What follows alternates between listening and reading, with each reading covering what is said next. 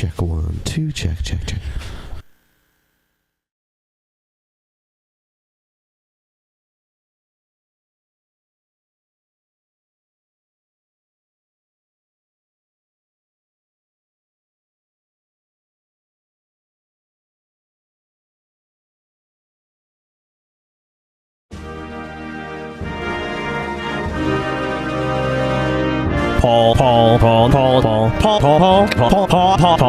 Paul. Is it so hard for you just to listen for a moment? I appreciate what your sentiment, but I'm trying to tell you something. Fair enough. Paul. I'm tired of Paul. Paul. So Paul.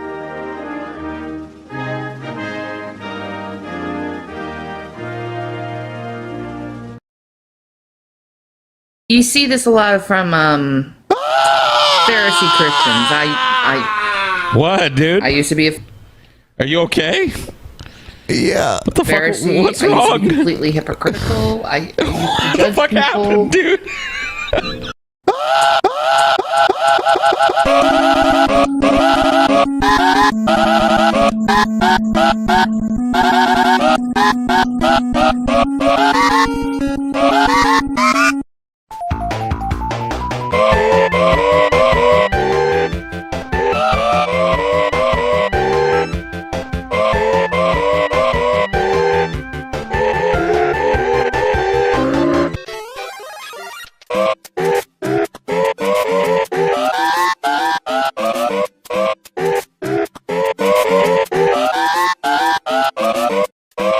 Why did you wail like a dying coyote? You have to tell me, dude. You can't just do trying that. not to, so give me some credit. At least the girl's trying. Warning. The Drunken Peasants podcast is full of comedic exaggerations, independent thought, insensitivity, and other offensive content. We strongly urge all viewers and listeners to keep their brains in their skulls throughout the entire duration of this podcast. Failure to do so will result in immediate death. If you wish to support this podcast, there are several ways to do so. First, you can sign up for a free audiobook trial at audibletrial.com/drunkenpeasants. Audible is the foremost seller of audiobooks today with hundreds of thousands of titles to satisfy all manner of tastes. Second, if you shop on Amazon.com, please use the Amazon affiliate links in the description section of this video. Every purchase you make helps to support this podcast's existence. Third, please peruse our merchandise and see if any of it strikes your fancy. We sell a lot of t-shirts, so we must be doing something right. One more thing before I go. To make an official submission to the Drunken Peasants, whether it be a video for one of our segments, or fan art, or a picture of you wearing one of our shirts, or anything you think we might want to use on the show, that stuff needs to be sent to the Drunken Peasants Facebook inbox. Please do not send correspondence, as this will be deleted unread. With all that shit out of the way, it's time to begin the show.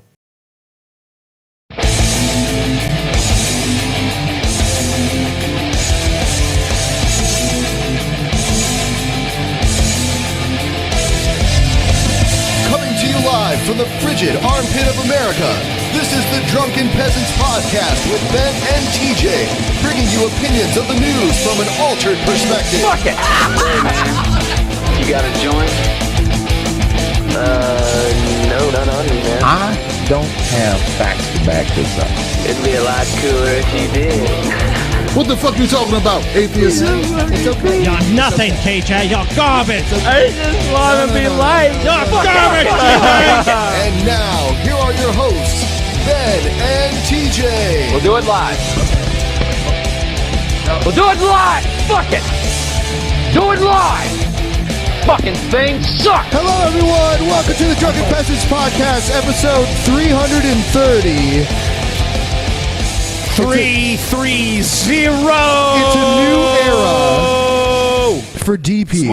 It's a new era for DP, and I want to start it out by wishing TJ a happy birthday. Happy birthday, TJ. Today is his fucking birthday. Thank you 32 so years much. old this year, huh? Yep, 30 fucking 2. Wow, what an ancient fucking bag of bones you Yeah, are. I know. How old are you, Paul?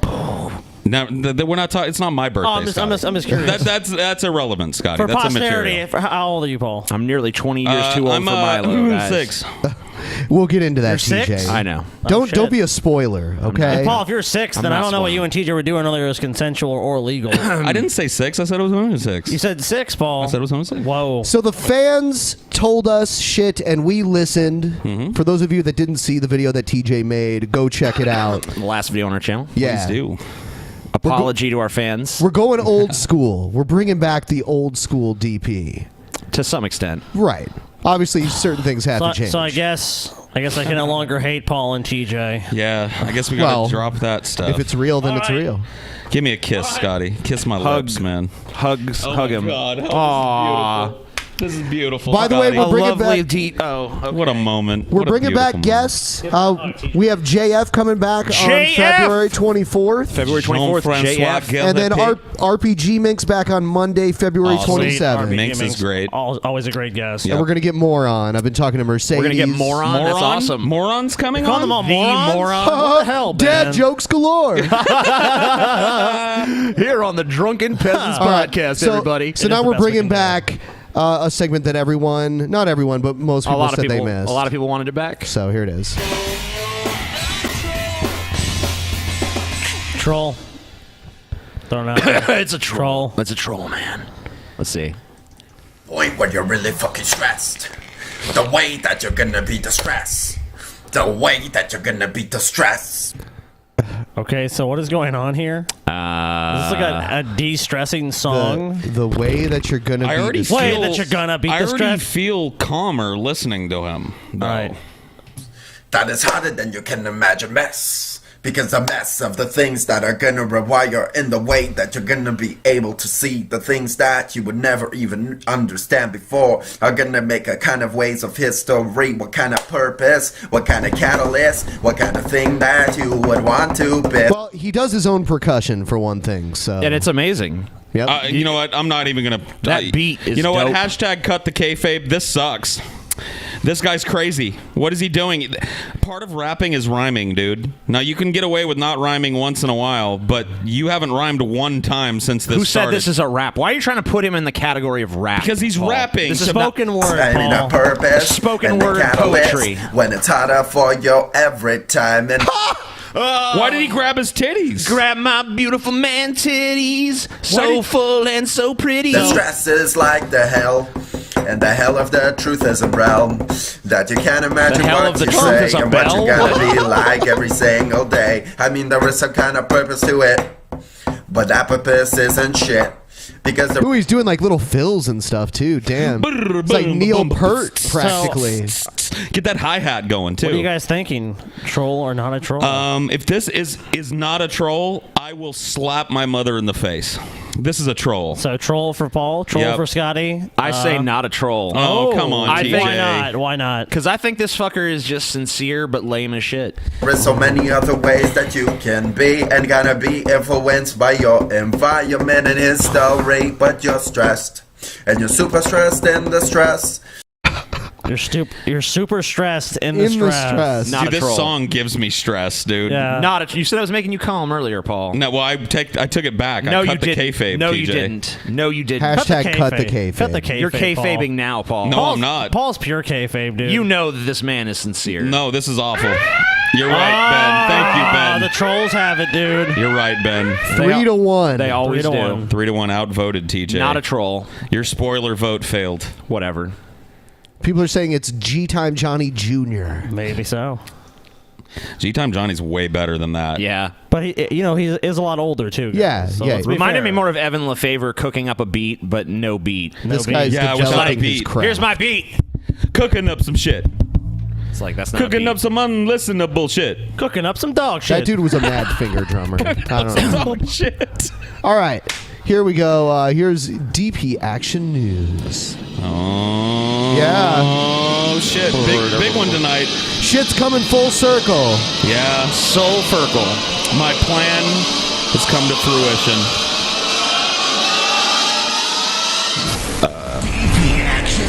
By the way, if you give tonight's show a thumb up for nothing else, it should be for TJ's birthday. Yeah. Motherfucker managed to not die for another year. It's amazing. I don't know how I'm still alive. Upholding the lifestyle that he does. It's crazy.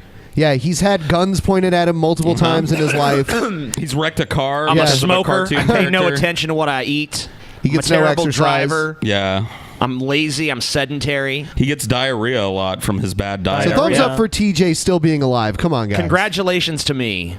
I mean, the guy's By the basically way, had hey, dysentery guys, for 12 before we years. get By the into way, this- I want to make an announcement that what is it? all of my fans, it's also their birthday today because Wow. I'm giving my birthday to them. What a magnanimous gesture, TJ. So you also unfortunately inherit my age, so you're all 32 now. Now, for some of you, maybe that's a good thing. What if you got like a 60-year-old fan? That's awesome. Congratulations. You gave them like 30 years back. But if you were like 20, I'm sorry. I mean, darn. You're gonna die sooner Here's 12 now. more years. Yeah. I'm a fan of TJ's, and he aged me by 7 years today. Fuck you, TJ. All right, so let's talk about it.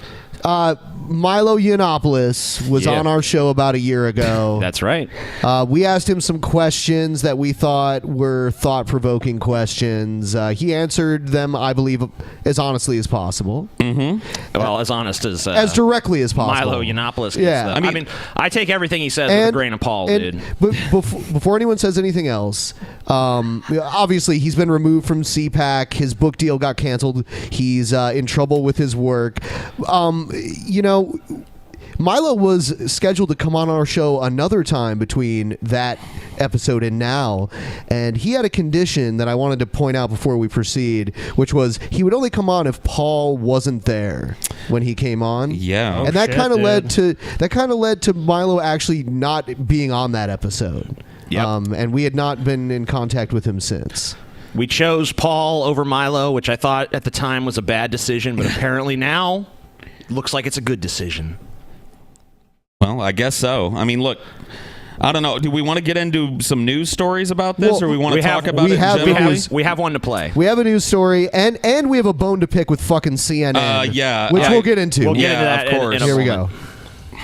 Welcome back to The Lead, sticking with politics and news of an abrupt reversal by a conservative group and its invitation to a controversial speaker. The Conservative Political Action Conference, a.k.a. CPAC, has rescinded its invitation to Milo Yiannopoulos. This after an interview emerged in which Milo appears to advocate... Oh, it emerged. It emerged. Emerged. Yeah, it emerged. It didn't emerge when it had 250,000 viewers for like a year now. No, it just emerged, guys. It just recently emerged suddenly as soon as Milo was scheduled to be on, was said would be the keynote speaker According at to CPAC. CNN, which fake news. And I love Let's the be term. honest, I fake love the news. term "emerged" too, because it makes it sound like it came out of the ether, not on the strength of an interview we all did a year ago. Yeah. It emerged. It just abiogenesis itself into existence. It didn't exist, and then suddenly it just did. The emergence of Cro-Magnon Man and the emergence of the Milo Yiannopoulos podcast. But that's what these media outlets always say. It's, shocking, then it's emerged. And some of them, in fairness, I've read, have said, okay, this is older. This is a year old. But a lot of them are just like, it's brand spanking. Oh, it's just something that's just leaked. It's come to light. Yeah, I mean, like, this episode had 250,000 views. It was one of the most popular episodes and you know we've ever what? had. I went back and read it was a bunch never of the a big comments. news story. Yeah. And no one really mentions this part that they have taken of the interview, of the entire interview in its entirety.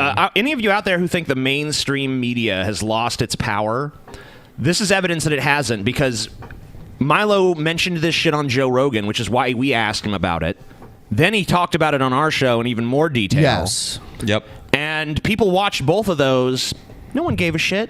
Nope. No one said anything. But then when some people cut it up and put it up and say, look, Milo Yiannopoulos defends pedophilia, and they frame it like that and they put it out there, all of a sudden, oh my God. Like it just happened. What a shocking revelation. Here's my problem with it. Jake Tapper from CNN last night was basking in a glow of magnanimous moral certitude last night, right? Mm-hmm. He's just bathing in the glow of it, going, oh, look at what Milo did. Look at what Milo did. Jake Tapper and his organization helped make Milo what Milo is.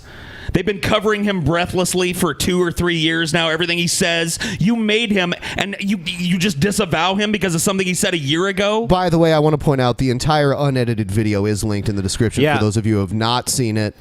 It's gotten a lot of views since this morning. It's gotten a huge spike in traffic, but I think that's good because people should watch the full interview and totally see the entire context streamed of live. what happened. Well, not to mention how a lot of us call news organizations basically call us a podcast, as if that's supposed to be referencing us. A podcast did it. Host. Yeah, I was host. And you're a host. And, Yeah. and Paul said he saw one with TJ, and TJ was listed as unknown. Yeah. Unknown. The most famous of all of us is listed as Why unknown. don't you want to mention our name? I'm so CNN? sad and CNN. unknown. For relationships between young Let's watch boys it. Let's see. and adult men. Milo is the self-described provocateur banned on Twitter for, among other things, harassing SNL star Leslie Jones. He didn't harass her. No, That's it's bullshit. not. No, it's not. He It was wasn't trolling her, harassment. not harassing her. Oh, whatever. no, it's harassment, guys. Yeah.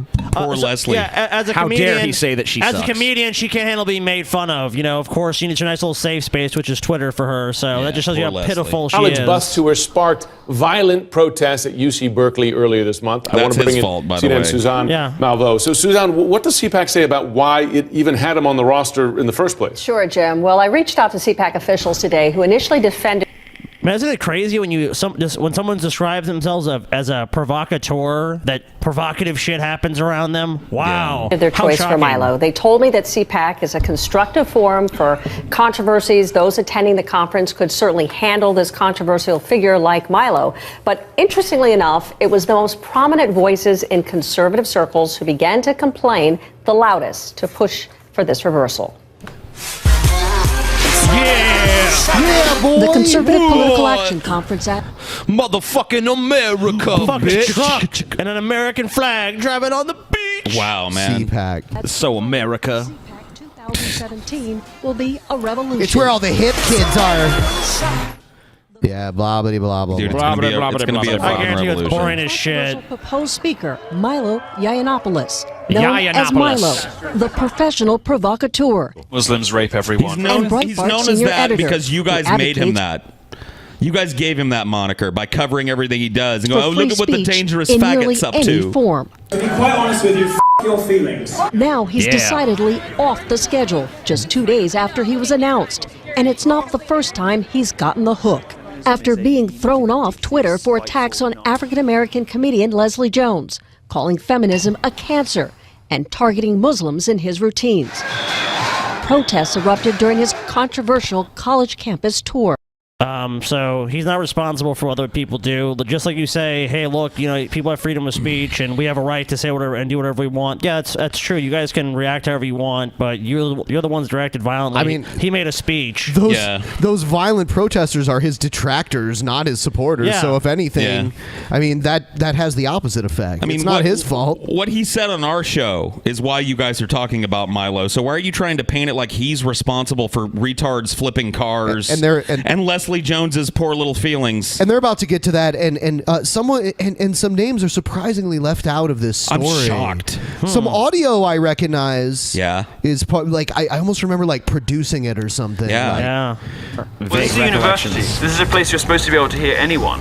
This time, the cancellation came after the conservative website, the Reagan Battalion, published this podcast clip. Here it is. Highlighting Milo's discussion. Yeah, they published it. No, we published it a fucking year ago. CNN, you are liars. Why does the fucking Reagan Watch or whatever the fucking who gives a shit it is? Why are they getting all the fucking credit for this? Yeah, they came up with it. No, we did that interview, CNN, a year ago. You act like Milo just came out with this shit. We did this shit a year ago, About CNN. sex with We minors. scooped you, and Joe Rogan scooped us. It's the second time Some of this those year. relationships between younger boys and older men, the sort of coming-of-age relationships, the relationships in which those older men help those young boys to discover who they are. It You know sounds what? like I'm Catholic grateful- priest molestation to me. And you know what? That voice sounds I'm familiar. grateful for That- He continues That on to say he would never I don't know be who as that good host guy is, but he's pretty awesome. He's got a nice voice. I like how Host. they mention some blog that linked to our podcast, but we're your host and we're a podcast. CNN, this is a joke. Fuck CNN. you, people. Everyone I've should never fucking in my tweet life- CNN what look, go to Paul's Twitter and fucking retweet that shit because we want CNN to respond to why they would do this. I and be want so CNN to have us on their fucking show to talk about this. They deserve us that much now. Yeah, they owe us. They you know what, dude? You source some fucking shitty ass fucking news aggregation blog with a conservative bent, and then we get billed as podcast. Fuck you, Jake Tapper. At a Fuck certain you, sex CNN. act without the priest. Milo later took to Facebook to clarify his comments, posting in part, "A note for idiots. I do not support pedophilia. Period. I am completely disgusted by the abuse of children." Unless, of CPAC course, the chairman children Matt like it. Schlapp posting a statement to Twitter today. Okay, so I guess we should probably get into some of the meat of this, because the CNN is actually playing his clip kind of disingenuously there because he's not talking about himself as like, I need to mentor these young boys. Like, he's talking about his own abuse as a kid. Exactly. Which he was claiming on our show it wasn't abuse because he liked it and he wanted it. Sure. So we asked him at some point during the show a direct question like about age of consent, and he kind of was like, "Yeah, it's good." Yeah, he pretty much agreed with it. But then he kind of walked sense. it back and said like, "Well, but you know, some kids can consent to it." He thought it should be more. He thought it should be more individual. And I have seen Milo going around saying that when I was talking about a relationship where I was 17 and the man was 29. No, that's wrong. You were talking about a relationship where you were 13 and you were fucking a priest. He also said the priest taught him how to give the best head too. Yeah, and then wasn't there one when he was 15 or 16 and he fucked a drag queen? Yeah, he said something like that. Yeah, I've heard that too. Yeah. Yep. So there was, you can do this weird spin, but I mean, whatever. Milo's the one who I think it's pretty important to just note that he's the fucking victim here in this scenario. If you're gonna say that he couldn't give consent, which obviously is what you're saying, then you have to acknowledge him as the victim. Of course they So don't. if he says some wacky shit, I think you have to give him at least a little bit of deference because I think he's kind of trying to, I mean, assuming any of this is even fucking true, because I don't trust a fucking word from Milo Yiannopoulos. I don't believe he's like honest all the time. I think that there's things that are true and there's things that are part of the Milo mythos. Right. But the context is off because they're so quick to get to right. They just want to play the meat, what they think people are going to want to see. So they lead in with a bunch of shit that's completely unrelated. He had nothing to do with people flipping fucking cars. And then they play a quick blurb from what was basically a 5, 6, 7 minute clip of our show where the interview went into his views on, relationships between boys and men. Calling the Facebook apology insufficient, writing, "There is no disagreement among our attendees on the evils of sexual abuse of children." Some from the American Conservative Union, the group that hosts CPAC, say they were in the dark about Milo's invitation. Board member Ned Ryan tweeting, "While I'm all for free speech, there is such a thing as vile, hateful speech." I don't think this qualifies as hate speech. I mean, look, CPAC can invite whoever they want. It's their event. I mean, if they don't want Milo to be there because of the comments he made on our show, that's fine. But I think they should understand the full context. If you just watch this CNN or listen to these tiny little snippets, you're not getting the full context. You're not really fully understanding what's being said. Well, I hate to say this, but I'm going to say it anyway. Say it. The people that are laughing about this, in a way, Milo's chickens have come home to roost. He's billed himself for a long time as the dangerous faggot, and he defends crazy things that he says. Sure. That being said, people that are celebrating about him being banned from CPAC and his book deal being canceled and possibly it looks like his imminent firing from Breitbart, people that are dancing about this, you need to think a little more before you throw up your arms in celebration. Because look, he said some wacky shit. I don't agree with what he said. I think that's why we went where we did on the podcast that we did a year ago. But I think he should have a right to say it. And these companies that are walking back, Simon & Schuster canceling this multi-million-dollar book deal that they had with him. All of the stuff he did was fine up until that point. On the strength of this little media backlash against a guy that bills himself as a dangerous faggot.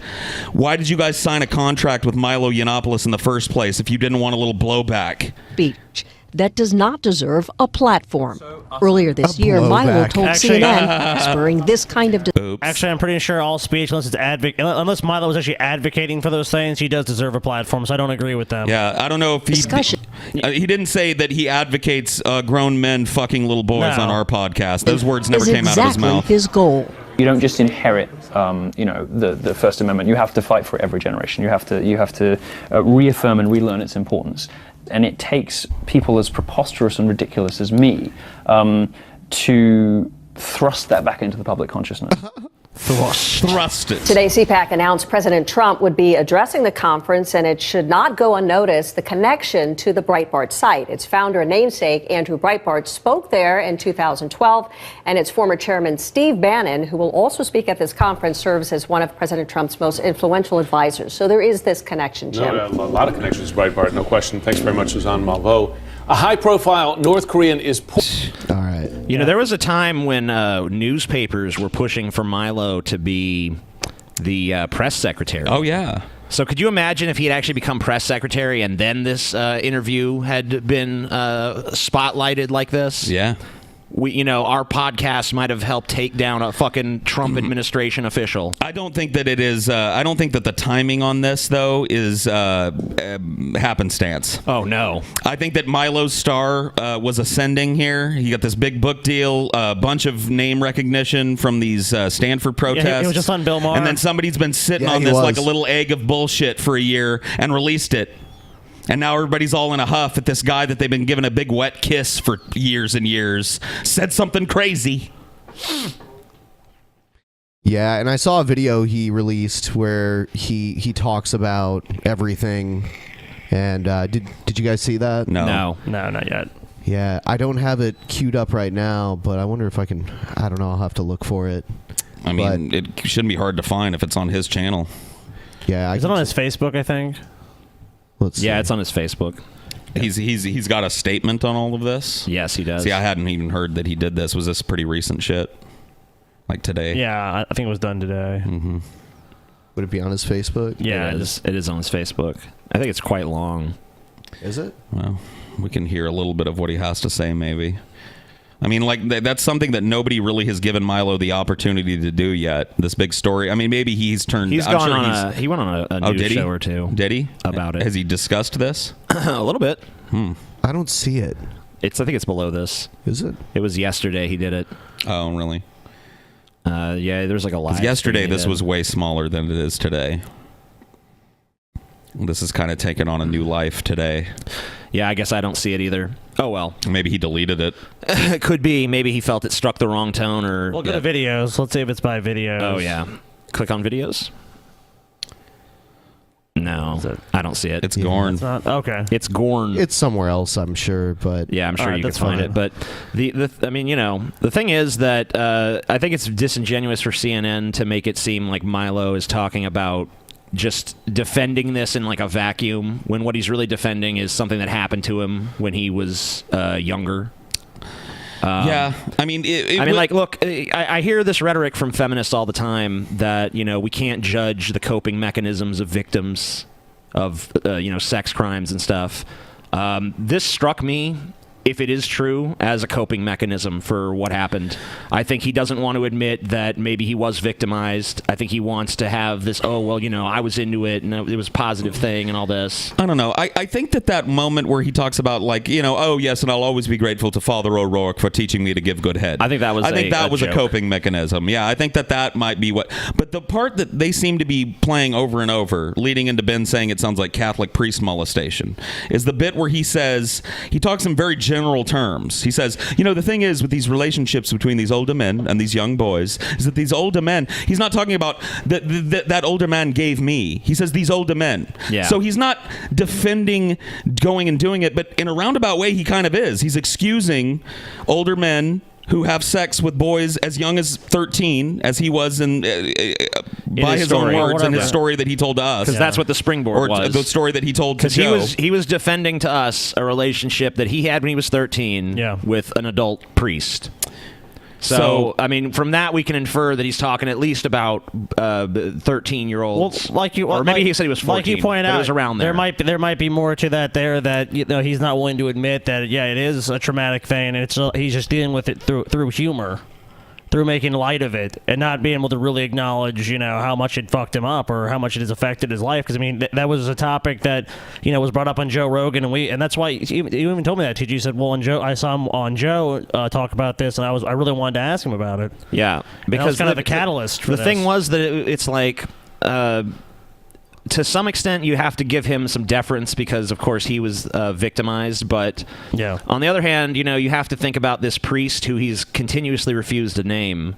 Father Michael is what he called him. He said that in like a joking way because he actually when pressed on the identity of the priest, he's defended the actions of the priest. Yeah, he won't reveal who the priest is. Yeah, that's his choice. He won't do it. I mean, you could say it's his choice, but at the same time, like, how do we know that priest isn't out there continuing to do this? I don't. And that's the worrying thing about Milo's comments. Yeah. Ben, I know you have talked a little bit about growing up at least around Catholicism. So chances are, and I'm not putting words in your mouth here, but you probably know at least somebody or know somebody somebody who knows somebody that's been touched.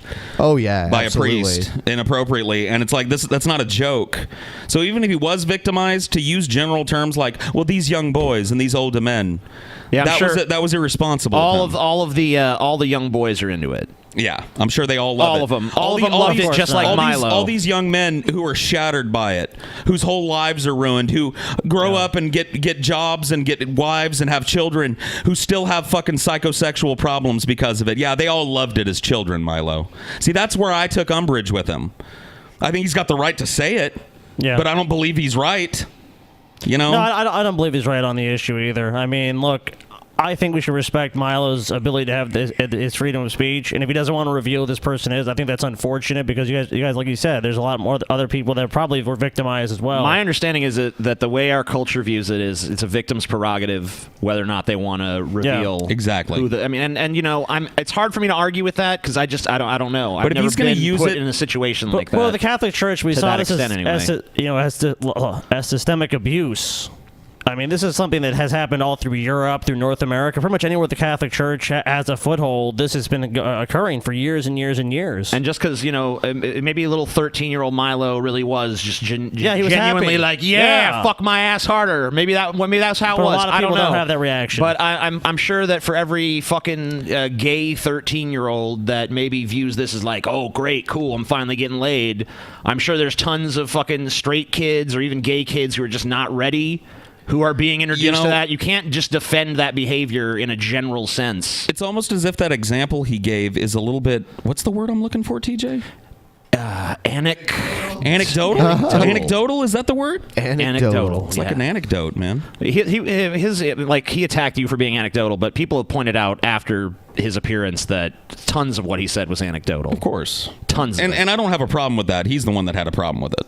Yeah. Anecdotal evidence is still evidence, and it's still used in scientific models. It's just not used as absolute proof. But we're talking about nebulous social issues that don't have an absolute answer.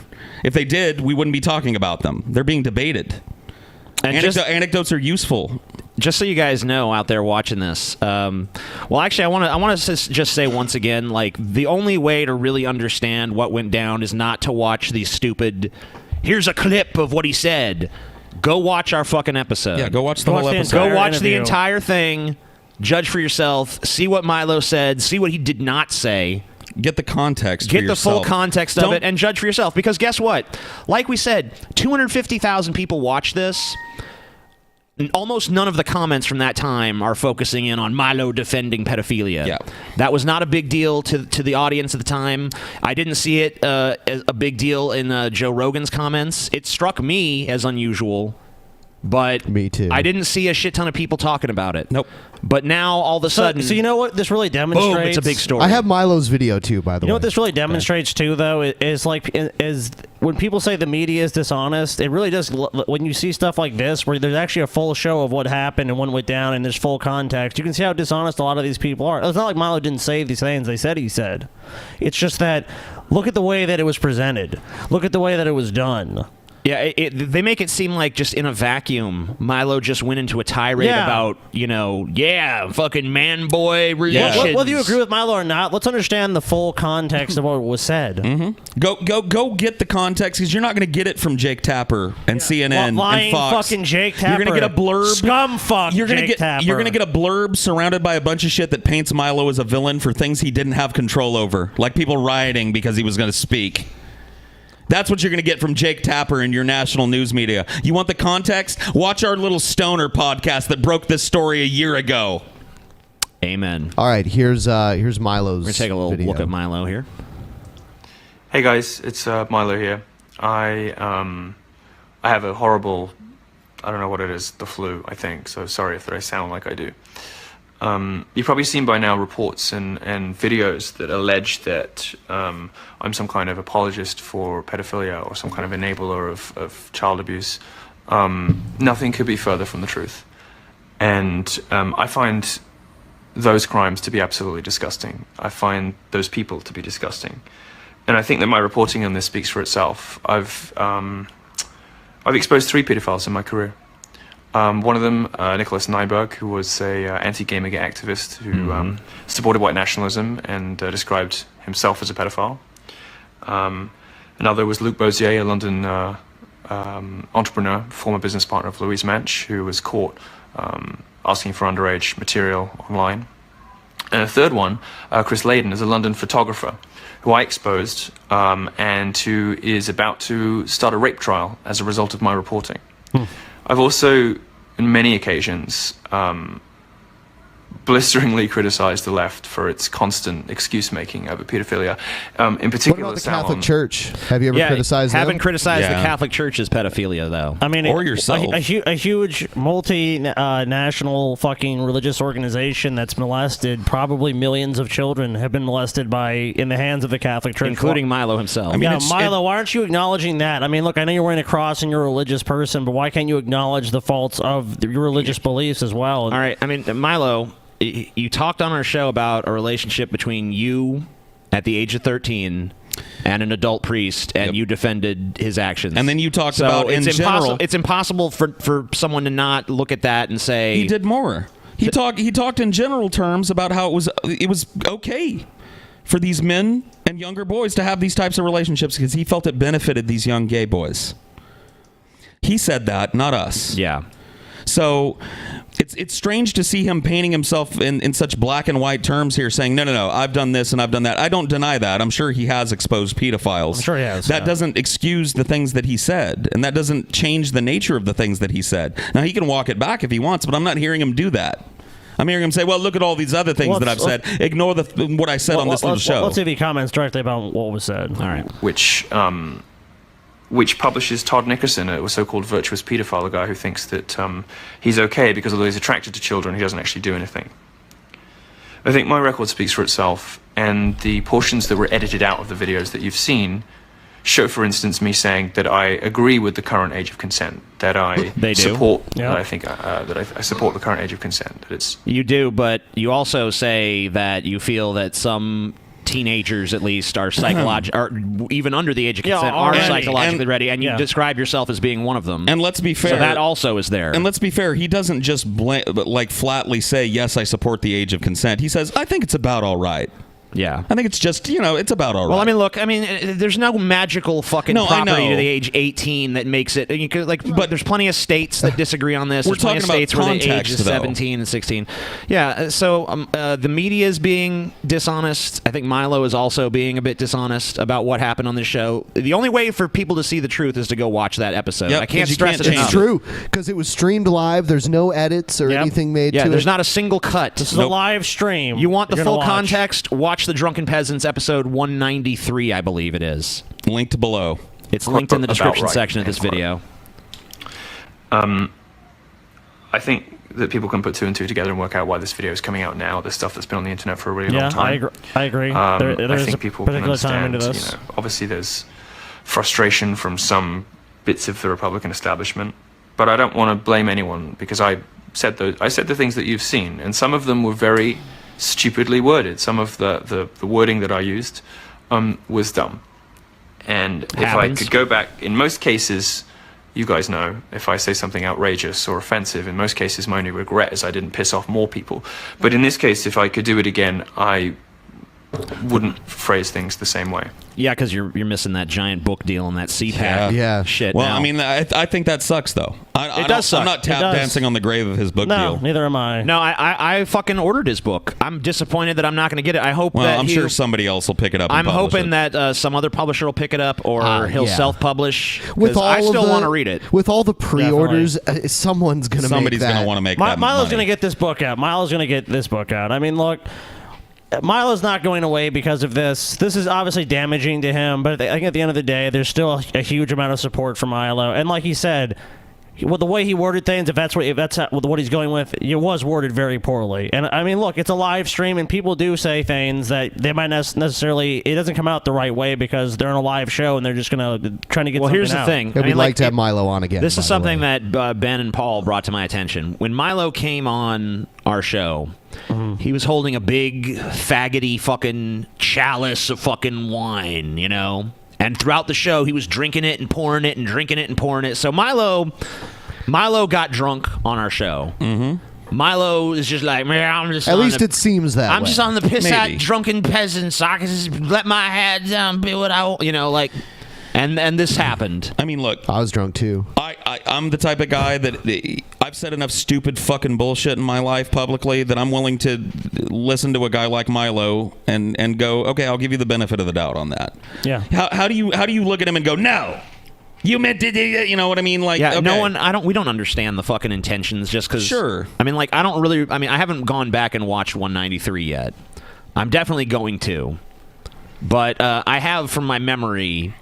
The general impression we talked about it afterwards. Like that was pretty weird. Sure. Well, if this happened yesterday, that place, the Reagan Watch or whatever, they released a fuller, more contextual 5-minute clip later that had what he's talking about in it, and people still reacted poorly to it. Yeah, in favor of against For Milo. instance, I was told that one of the numbers that people are fixating on is 13, and the implication that I was advocating for sex between 13-year-olds. Well, the video that came out was edited to include a section where I said that consent was arbitrary and oppressive, but that was from a discussion about affirmative consent on college campuses. That was placed next to a section about 13-year-olds to make it look like I was saying that consent for 13-year-olds was arbitrary and oppressive, and that's not the case.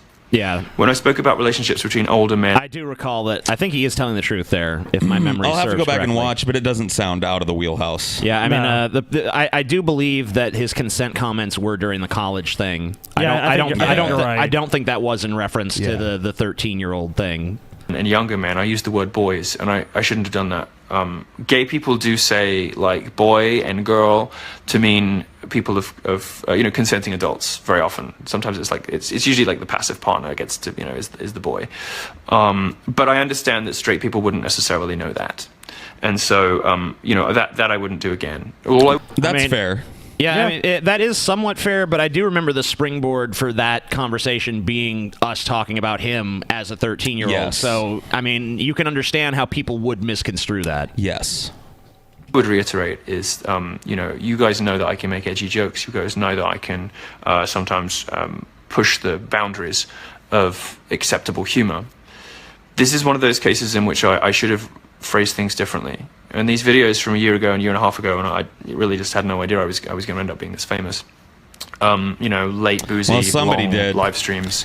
Somebody did because they saved I that phrased clip. things poorly, and I enabled my detractors and critics to assemble material that looked very damning, but which does not reflect my opinions. So for that, I'm sorry, because I know that a lot of you are out there defending me and wondering how to do that, because the material does look so unpleasant and distasteful. Another thing that looks unpleasant and distasteful about it is the tone in which I'm talking. I would just say this. This is something of which I was a victim. It's something that I lived through. It's something that happened to me. It didn't ruin my life. And the reason it didn't ruin my life is I had laughter and I had humor, and I was able to turn it into a joke, and I was able to brush it off and make jokes, make what are obviously jokes, So that addresses part of what. Yeah, exactly. Yeah, like See, like I we were hadn't seen saying. this before, and so going into this, the comments I made earlier were without the benefit of having seen this. Yeah, that's what I was kind of saying earlier. I was like, I think this is probably a way of dealing with what happened to him in his life. And so now I'm kind of left with this question mark over my head: is like, why is the witch hunt still going? This seems like it seems like a perfectly reasonable, measured mea culpa response to saying something that he admits was poorly worded. What's more of a salacious, interesting headline? Hey, Milo Yiannopoulos actually offered a very cogent defense of what he said and provided better context than... I mean, I don't think he's being 100% Milo's a monster! But what's more compelling, that or... Milo Yiannopoulos, pedo supporter. You know what's kind of sad too? Loves is that those a young lot, boys. a lot of people fucking tie, gay men and children together. So I think that's part of it too. Is that that really fuels that, especially on the right. Like, well, Milo. He's a little bit of a hypocrite on this issue. I saw Blair White talking about this on I think you're right. Twitter. He is a bit hypocrite because he's going on Bill Maher and saying all these trannies are disproportionately pedophiles, Wrong. Not Yeah, true. that's definitely not true. But he's out there saying it, and he's out there doing the same thing that people used to do to gay people, and now he's ironically found himself the victim of it. Well, you know, I don't want to speak for the rest of you guys, but I personally am not comfortable with the national news media using a clip from our show, taken out of context, to paint this man as a fucking pedophile or an apologist for pedophiles. Oh, me either. Especially given this response. So you know what? Fuck you. Stop it.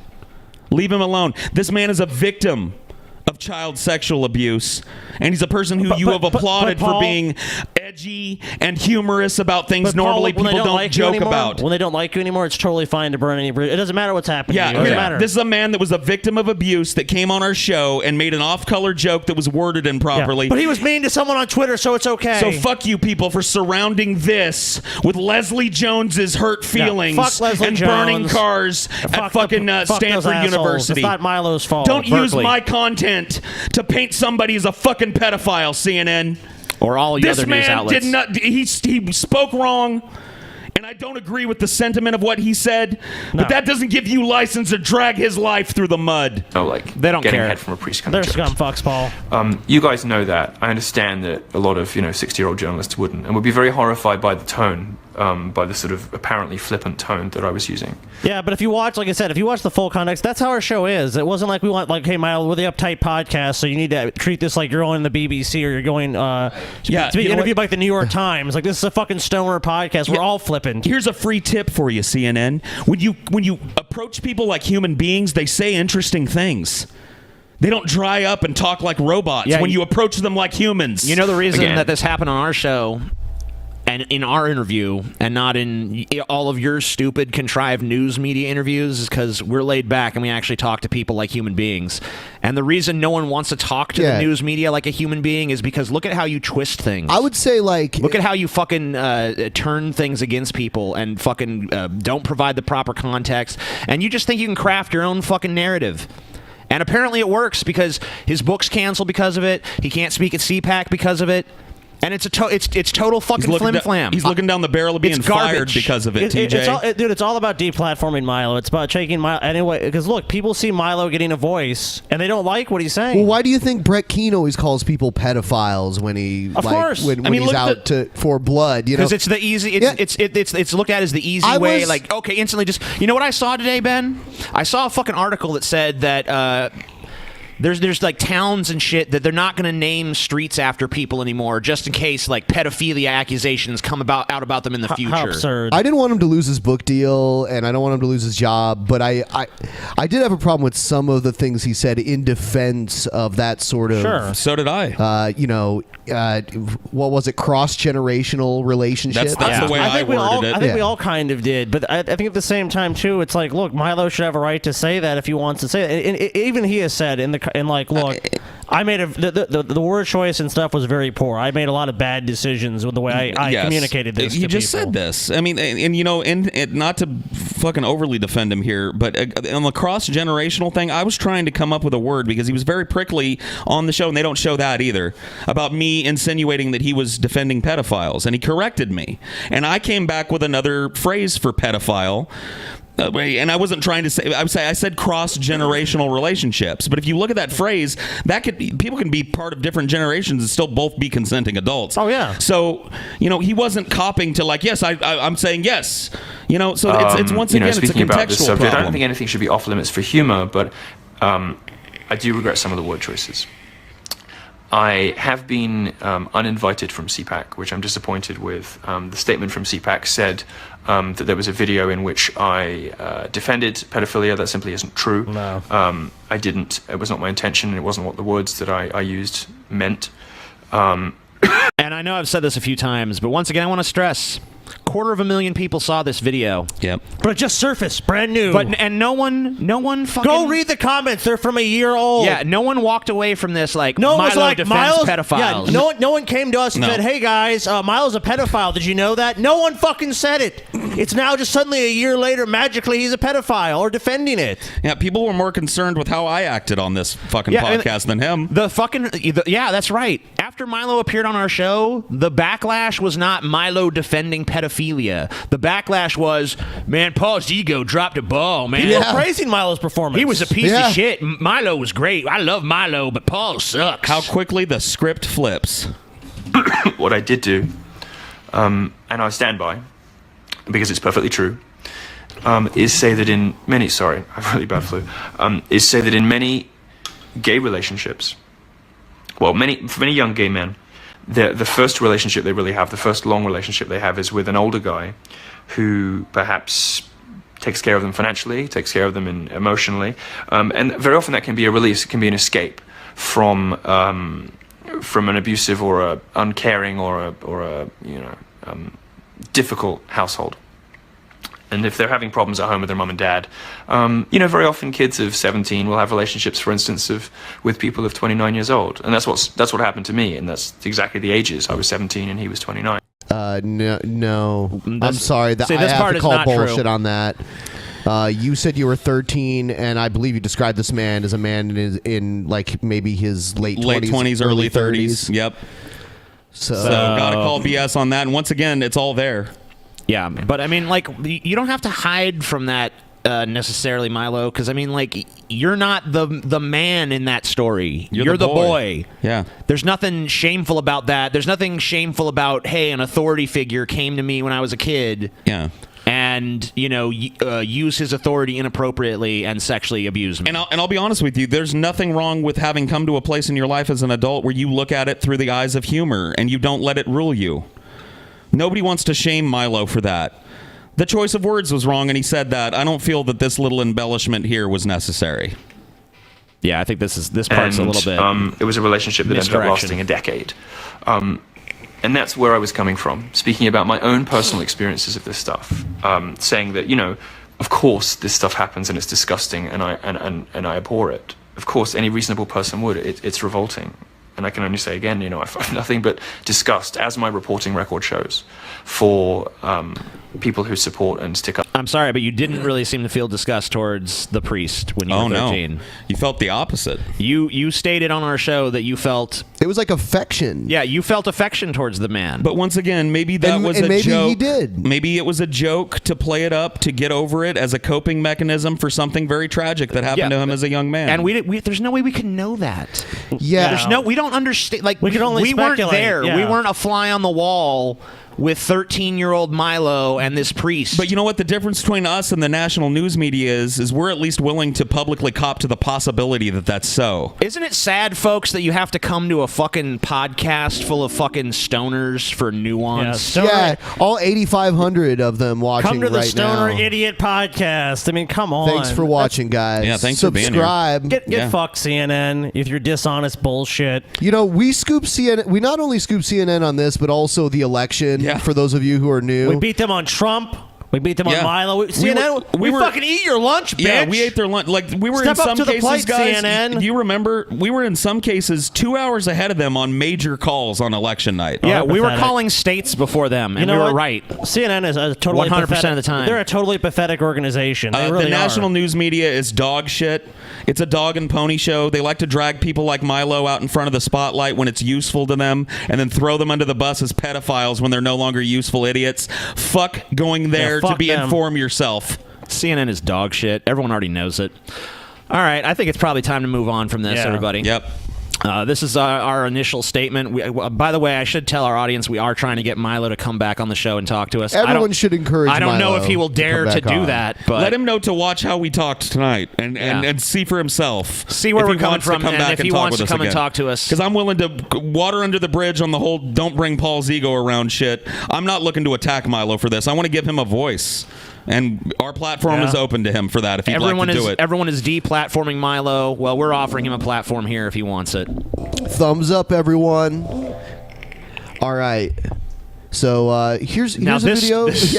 Donald Trump. This is something here. Oh God! And he brings some guy on stage. It's beautiful. Show the people, dude. They got to see this. All right. Gus, isn't that nice? And I saw this man on television just now. I just saw him on television.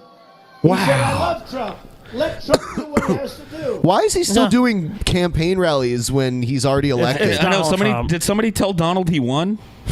Like, what's with the victory lap? I think it's pretty obvious. He's like, man, being president sucks. I'm gonna go back on the campaign trail. He liked trying to win people's affection. Now that he has it, he wants to do that Trump again. likes making the promises, not following through with them. Well, I mean, he's tried to come through with some of his Yeah, but that's promises, in hard. fairness. That's actually hard, as he's already learned. It's like, oh, that's actually difficult. I can't just executive order my agenda through. Come on, bring this guy I'm up. coming in.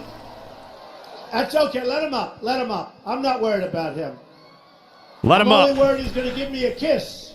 I'm not worried about anything else. He's talking to his Secret Service right now. Yeah, his protection detail. They do not want to just let some random dude on stage with the president of the United States of America. Is he walking through a metal detector on his way up there? Nope. Then fuck no. I mean, like, if you're the Secret Service at this point, wouldn't you just be like, I'm sorry, but no?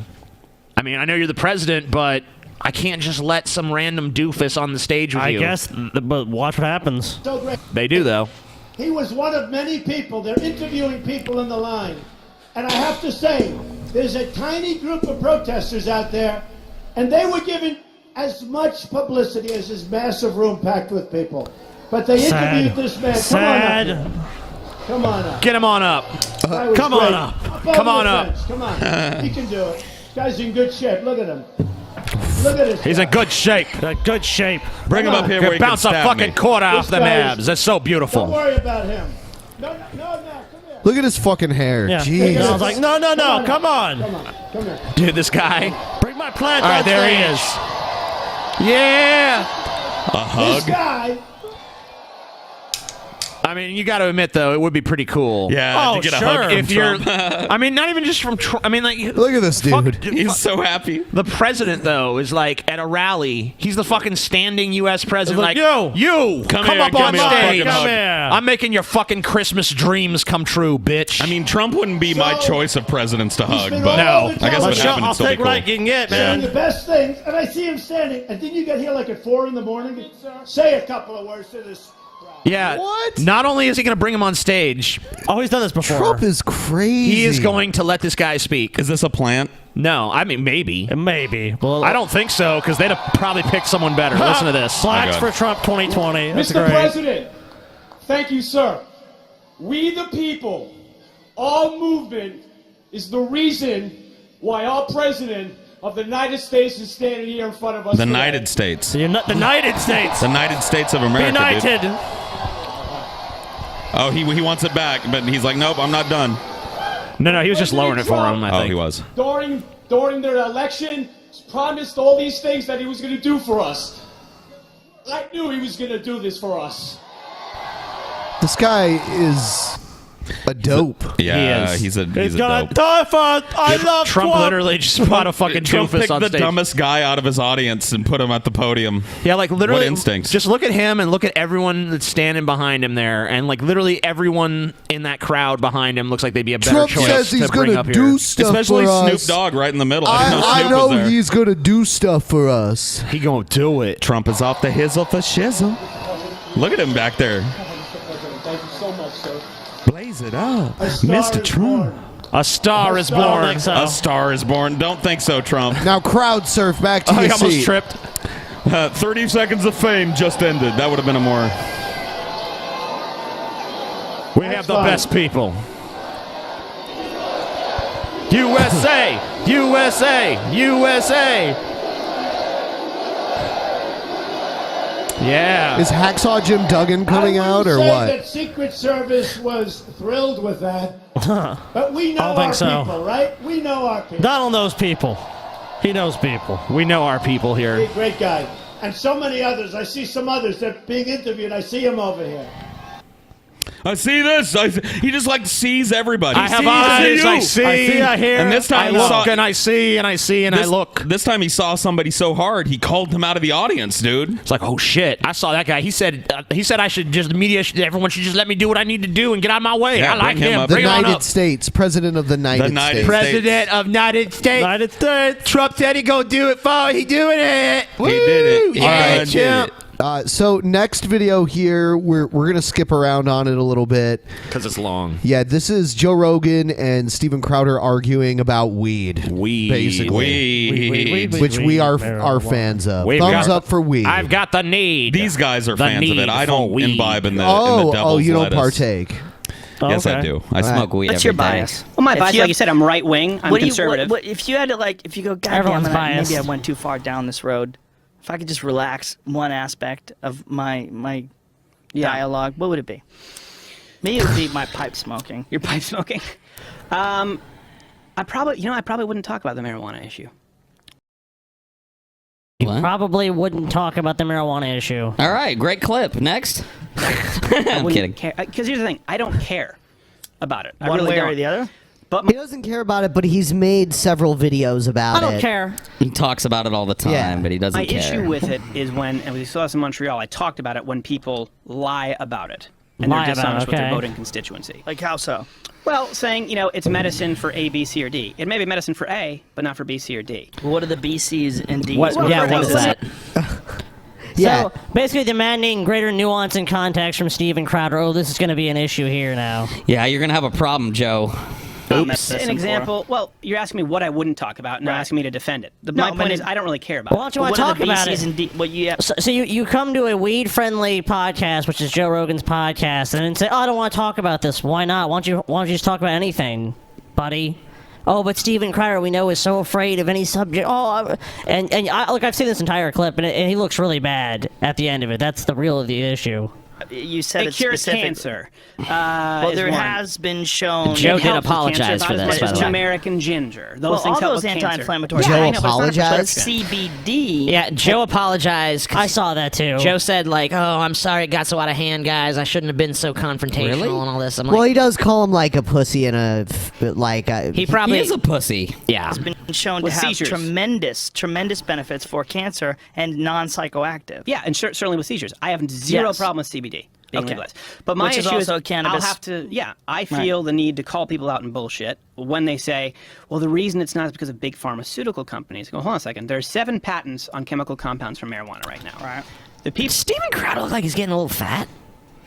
Looks like he might. Maybe. I don't you know what know. it is? I think it's the 5 o'clock shadow. It makes people look dumpy sometimes. He looks like People he's who still stand pretty to make fit. the most out of marijuana legalization are pharmaceutical companies. That's why they Well, make. that's not true. Well, it is. If you look Join at us the on the biggest fat supplement- side, because it's owned by Steven. the same pharmaceutical Yeah, company. come be can't fat. And the patent a one that plant. yes, you can. They patented seven at You can least.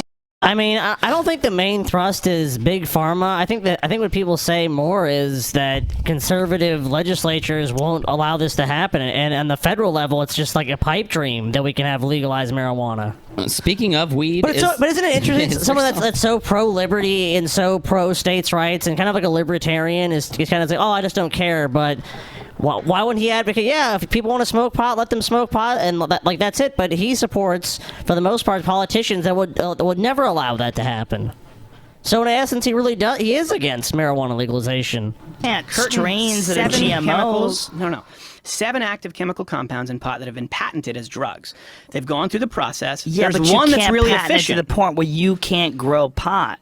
How would you stop someone if Well, sure pot's you can. legal? If pot's legal, how would anyone? And if that's the truth, then No. that's a real problem. If pot is recognized as a medicine, right? If pot is Okay. recognized, It is. there is no one who would stand to gain more than pharmaceutical companies by providing it as that's medicine. not necessarily true. If people are allowed to Maybe grow it's it not themselves. necessarily true. You see, this is different than a pill, and that's where Steven falls down on this argument. This is a plant that grows naturally out of the ground. So if we legalize it, then we don't need a pharmaceutical company to market us weed. Listen, go back Yeah, to Steve. also, Joe looked really perplexed there, Doesn't Big so. Pharma have a lot to lose if people stop move away from opioids and opiates to marijuana? Isn't that going to affect their bottom line? Traffic deaths. Should we go and fuck you up with this too? Yeah.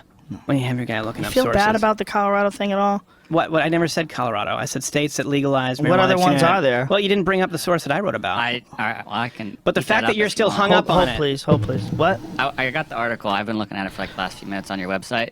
Yeah. There's a couple statements that are really bad just off the gate, like this right here. If you want to get high, you're a moron. And getting high will make you more of a moron. That's not a But news hold on. article. Right. Hold on, please. That's commentary. Hold on, but fine.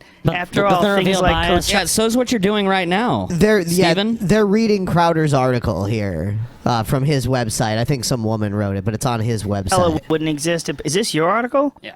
I think it's an article on my site. Oh, wait a minute. If you want to get Courtney. high, you're a moron? Yeah. You really think you're a moron? We're gonna have moron on the show soon, by the way. I think If you Courtney get believes high? that. Yeah. Who's Courtney? She's She works probably for one you? of the best writers I think I've ever. Hey, if getting high makes you a moron, what does staging a fight at a union rally make you?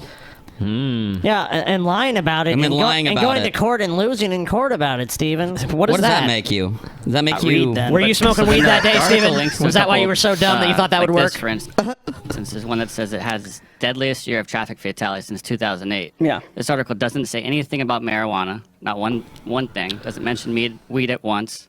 It does say that it could be attributed to lower gas prices, people driving more. It was just as bad.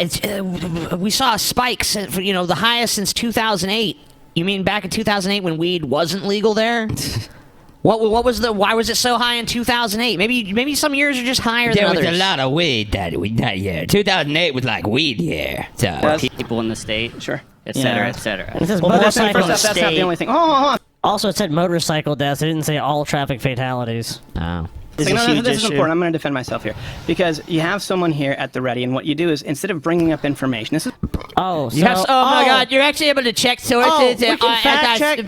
I don't like being fact checked as I talk because I like to just spew bullshit, Joe. Yeah, Steven, why would you have, if the facts are on your side, why would you have a problem with the fact checker? If I thought my facts were correct, I'm like, yeah, bring the fact checker out so you can show how right I am.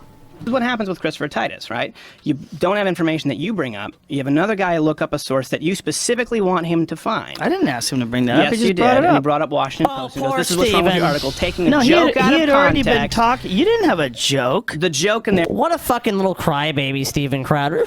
You have someone you said guys just saying it's like he's fact checking. Why are they fact checking me? I don't like it. Some information doesn't agree with your information, Steven, so it's the end of the world. So I'm triggered right now, and you they pulled up your article, Steven. They pulled up the article that you were referencing. See, this is why Joe is brilliant, because he spent that time when that guy was looking up the article coaxing Steven Crowder into a snafu and to contradict himself. And then here's the contradiction, and Steven's like, oh, well, you have a guy here to just contradict me, huh? It's your own words, Steven.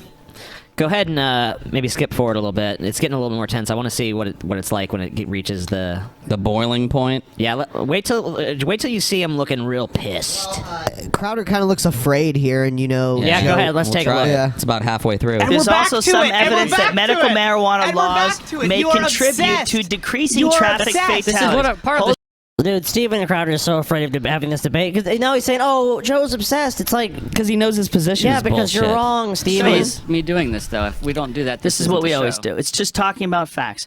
Listen, You're obsessed. Hold, please. You're obsessed. There You're are obsessed. there are also some evidence that medical. That doesn't make any sense. There are also some evidence. That's not there's also. Okay, I'm wrong. That medical marijuana laws may contribute to decreasing traffic fatalities. One study published in the Journal of Law and Economics in 2013 reviewed traffic fatalities in the 19 states that had passed medical marijuana laws by 2010 and found that legalization is associated with an 8 to 11% decrease in traffic fatalities for the year after the laws took effect. The researchers from the University of Colorado, Denver. Well, in all fairness, those researchers were high off their ass when they did this. And elsewhere also found the decrease is more significant for alcohol-related fatalities at 13.2%. Can I ask a question? Pretty interesting. Can I ask a question? Please Go ahead. Why is that study from 2010 considered completely valid to you, and the study from AAA in 2014 considered completely invalid? AAA's got a fucking biased interest. There you go. Because there you go. They're Chemtrails a and big bias. ass company. People can have different opinions. In charge. Chemtrails. What Chemtrails? So You don't Joe think- Rogan questions a AAA study, and then you go chemtrails? You don't think that AAA... What a false equivalence. You don't think that AAA lobbies comorbidly with, like, law enforcement and shit? You don't think they have any interest in this type of thing?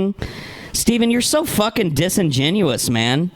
Just admit you were wrong and move on. How hard would it be? He You're basing it on. What, so your argument is this is the only valid study because AAA is biased. But this is a study. That's not. Why his do you argument. ignore it? Do you think that's right, or do you think they're lying? it could be right. I think it could be right. So if they're right, if that study's right, then you were wrong, right? Dude, Steven Crowder looks like a fucking animal that's just standing in the middle of the road waiting for the truck to run him over, dude. He's like a rabbit, dude. Oh shit, this isn't going like I thought it was. If that study's right, then and you it were would wrong, right? I could be wrong. You were wrong, right? When you I were could just be wrong. spouting it out. So we proved that in Colorado you were wrong. You didn't and prove. if that study You is didn't true, prove. well, You didn't prove. You said if that's here's what you do. If let's that study, pull that no, up hold on a again and second, figure Joe. out what Hold on a caused second, the Joe. And then you Colorado say interruption. study. I asked one question, and then you get a paragraph. You like you doing said this, that don't study, you? Joe? You I like literally doing said this. I'll give it to you. And you win the argument. Joe's and fucking bring with up him. another thing about pot. Well, it's because 'Cause you you don't can't let it really go. you don't really give up. You I reluctantly did. give up. I said I'll give it to you. You're right. Let's assume I'm okay, wrong. you're deaf. All right, let's go a little forward. I want to see Maybe 3/4 of the way through. Yeah, like let's see what they're doing. We're about towards the end half of this. now. Here we Right go. here? Yeah. Right here. But I know there's a large number. There's a large number. It's just Narcanon or one of those companies. One of those. There was one. Oh, Oh, it was shit, unlikely it's 5 source. o'clock? Yeah. Well, you don't tell me you have to leave now. My before we flight's at turn 6. this around. Well, you're gonna miss your flight no matter what. Now, you're fucked. We're gonna be fine, dude. No, I'm not going to be fine. I'm not going to make my flight back. Yeah, you're gonna be fine. I'm not going to make my He flight wants back. out of there. Why He is doesn't he have a so flight. scared? Oh god, let me get Oh out my of here. god, Dude, if he had an hour before a flight that he had to catch, he'd have been gone. Yeah, this is he just bullshit. wants out. He looks like he's like a fucking rat that just is lost in the maze right now. I gotta go get the You're living in flight. America. You could be in Ethiopia right now, huddling in a fucking hut, trying to protect yourself from some rabid animal. Yeah, It's true. Don't be scared. You got a little defensive. I thought we were friends. No, you didn't. Maybe we missed it. That's I thought why we I were wanted friends to too, have but you listen, on man, here. listen. I thought we were gonna have some fun. We were having fun, and then toward the end of the conversation, you asked me what issue do you not care about. I don't really care about the pot issue, which I thought I cared about when I was 21. You said you wouldn't defend issues when you were 7 years ago, right? All of your cells have. When I was 21, I was probably a lot harsher on pot than I am today. I thought it was worse. I grew up around it. I had negative experiences. Then I realized that was anecdotal. I don't really care. Anecdotal. Yep. Dun, dun, dun. I think they should be able to do what they want to do. Then 3, 4, 5 follow-up questions, so we could get to a point into this debate where the show has now gone on 2-3 hours long, and I've missed my flight. Well, what you were trying to say was that You missed your that are- flight. Steven, why would you fucking schedule a flight right after a fucking podcast appearance? Guys, I have to tell you That something. makes no sense. You guys remember when I was here the last time? Yeah. I missed my flight. You remember I told you that? I'm still not over it, guys. Yeah. No, I got home, Steven. Oh, poor Steven. You know what, Steven? Like, there's not another flight, and if there We isn't, went on too you'll long, have and to I missed my flight. You'll have to fucking get a hotel in Who LA. the fuck- I'm sorry. Who the fuck schedules a flight for right after It's they do bullshit. a fucking show? If he There did, is he's no an fucking. idiot. There's no fucking flight. He's full of shit. Oh yeah, I'm gonna be on Joe no. Rogan at this time, but I'm gonna schedule a flight for 3 hours Even later. if it's true, he's an idiot. Then he's I- a fucking moron Yeah. to do that. What Crowder's He must have saying been is smoking weed. Is oh shit, I look like an idiot and I'm losing hard. I need out of here, Joe. That's what he's saying. All he has no right. flight. So we're gonna take a quick break. We'll be right back in just a few. Just Don't one go anywhere, second. motherfuckers. It'll be very brief.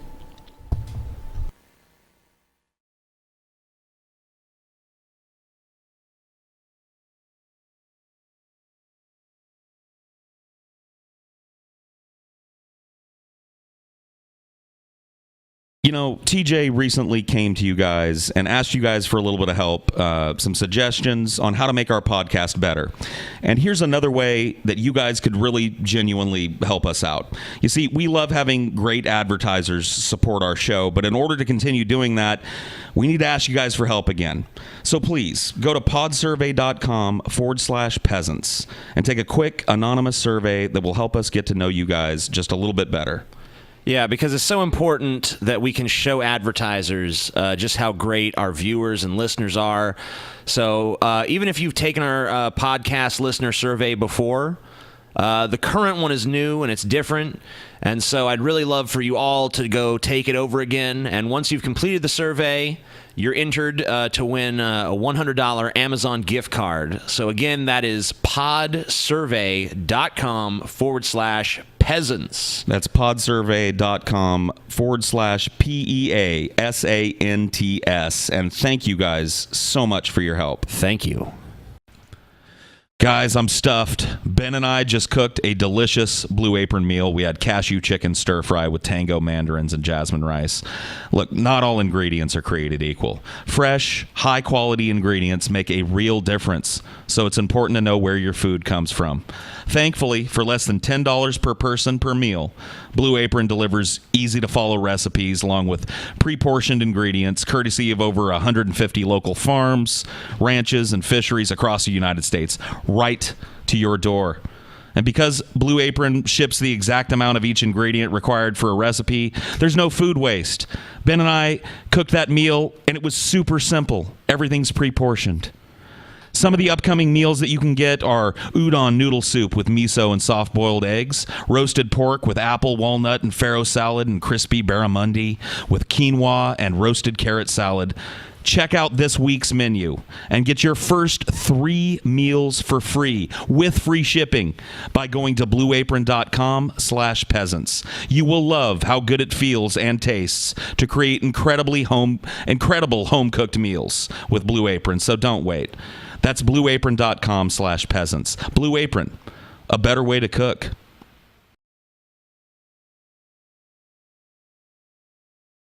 And we're back. We're back. We're back. We're back. We're back. We're back. Thanks for sticking around during the ads. The Drunken Peasant Podcast back. Just hands. Yay. So we're going to take a moment to talk about our shirts. We're about to solve the problem where the black, large, and medium shirts are not available. Yeah. Yep. That's kind of... Stay tuned for that. Slowed things down. We'll show you a few of the shirts designs. Here's the Demon Neb shirt. Okay, 69 sold. That's beautiful. 69 sold. It's similar to my tattoo designs. Yeah, which it's is pretty cool, dude. And if you look at the... Can you bring the Demon Neb real quick again? Sure. If you look at the snakes, they're us, dude. There's a snake in aviators, there's a TJ snake, and there's a Scotty snake, dude. The snakes coming out of Demon Neb are the rest of us. Wow, dude. We are that but speaks snakes. to me on so many fucking Take a look levels. at the TJ shirt just for... Oh, shit. Oh, yeah. Let's take a look. 35. 35. Wait a minute, is that 300... Is there a zero? No, 350. it's That's just 35. Okay, well, that's doing okay. And it's a good design, too. Yeah, good design, TJ. Shut up, guys. Let's look at the Scotty shirt. 70. Wow, 70. Respectable. sold. Good stuff, Scotty. Scotty is a god. Proud of you, man. Let's check out Paul. 115. 115. Oh, Wow. The good news is, guys, is if you order a shirt, it's going to ship to you, no matter which one it is, even if it's TJ's. Even if the TJ. Even if it's the undesirable TJ shirt. We've reached our minimum, so don't be afraid to order one. Yep. If we don't have one in your size, see, here's the problem we're running into. I'll demonstrate it for everybody here.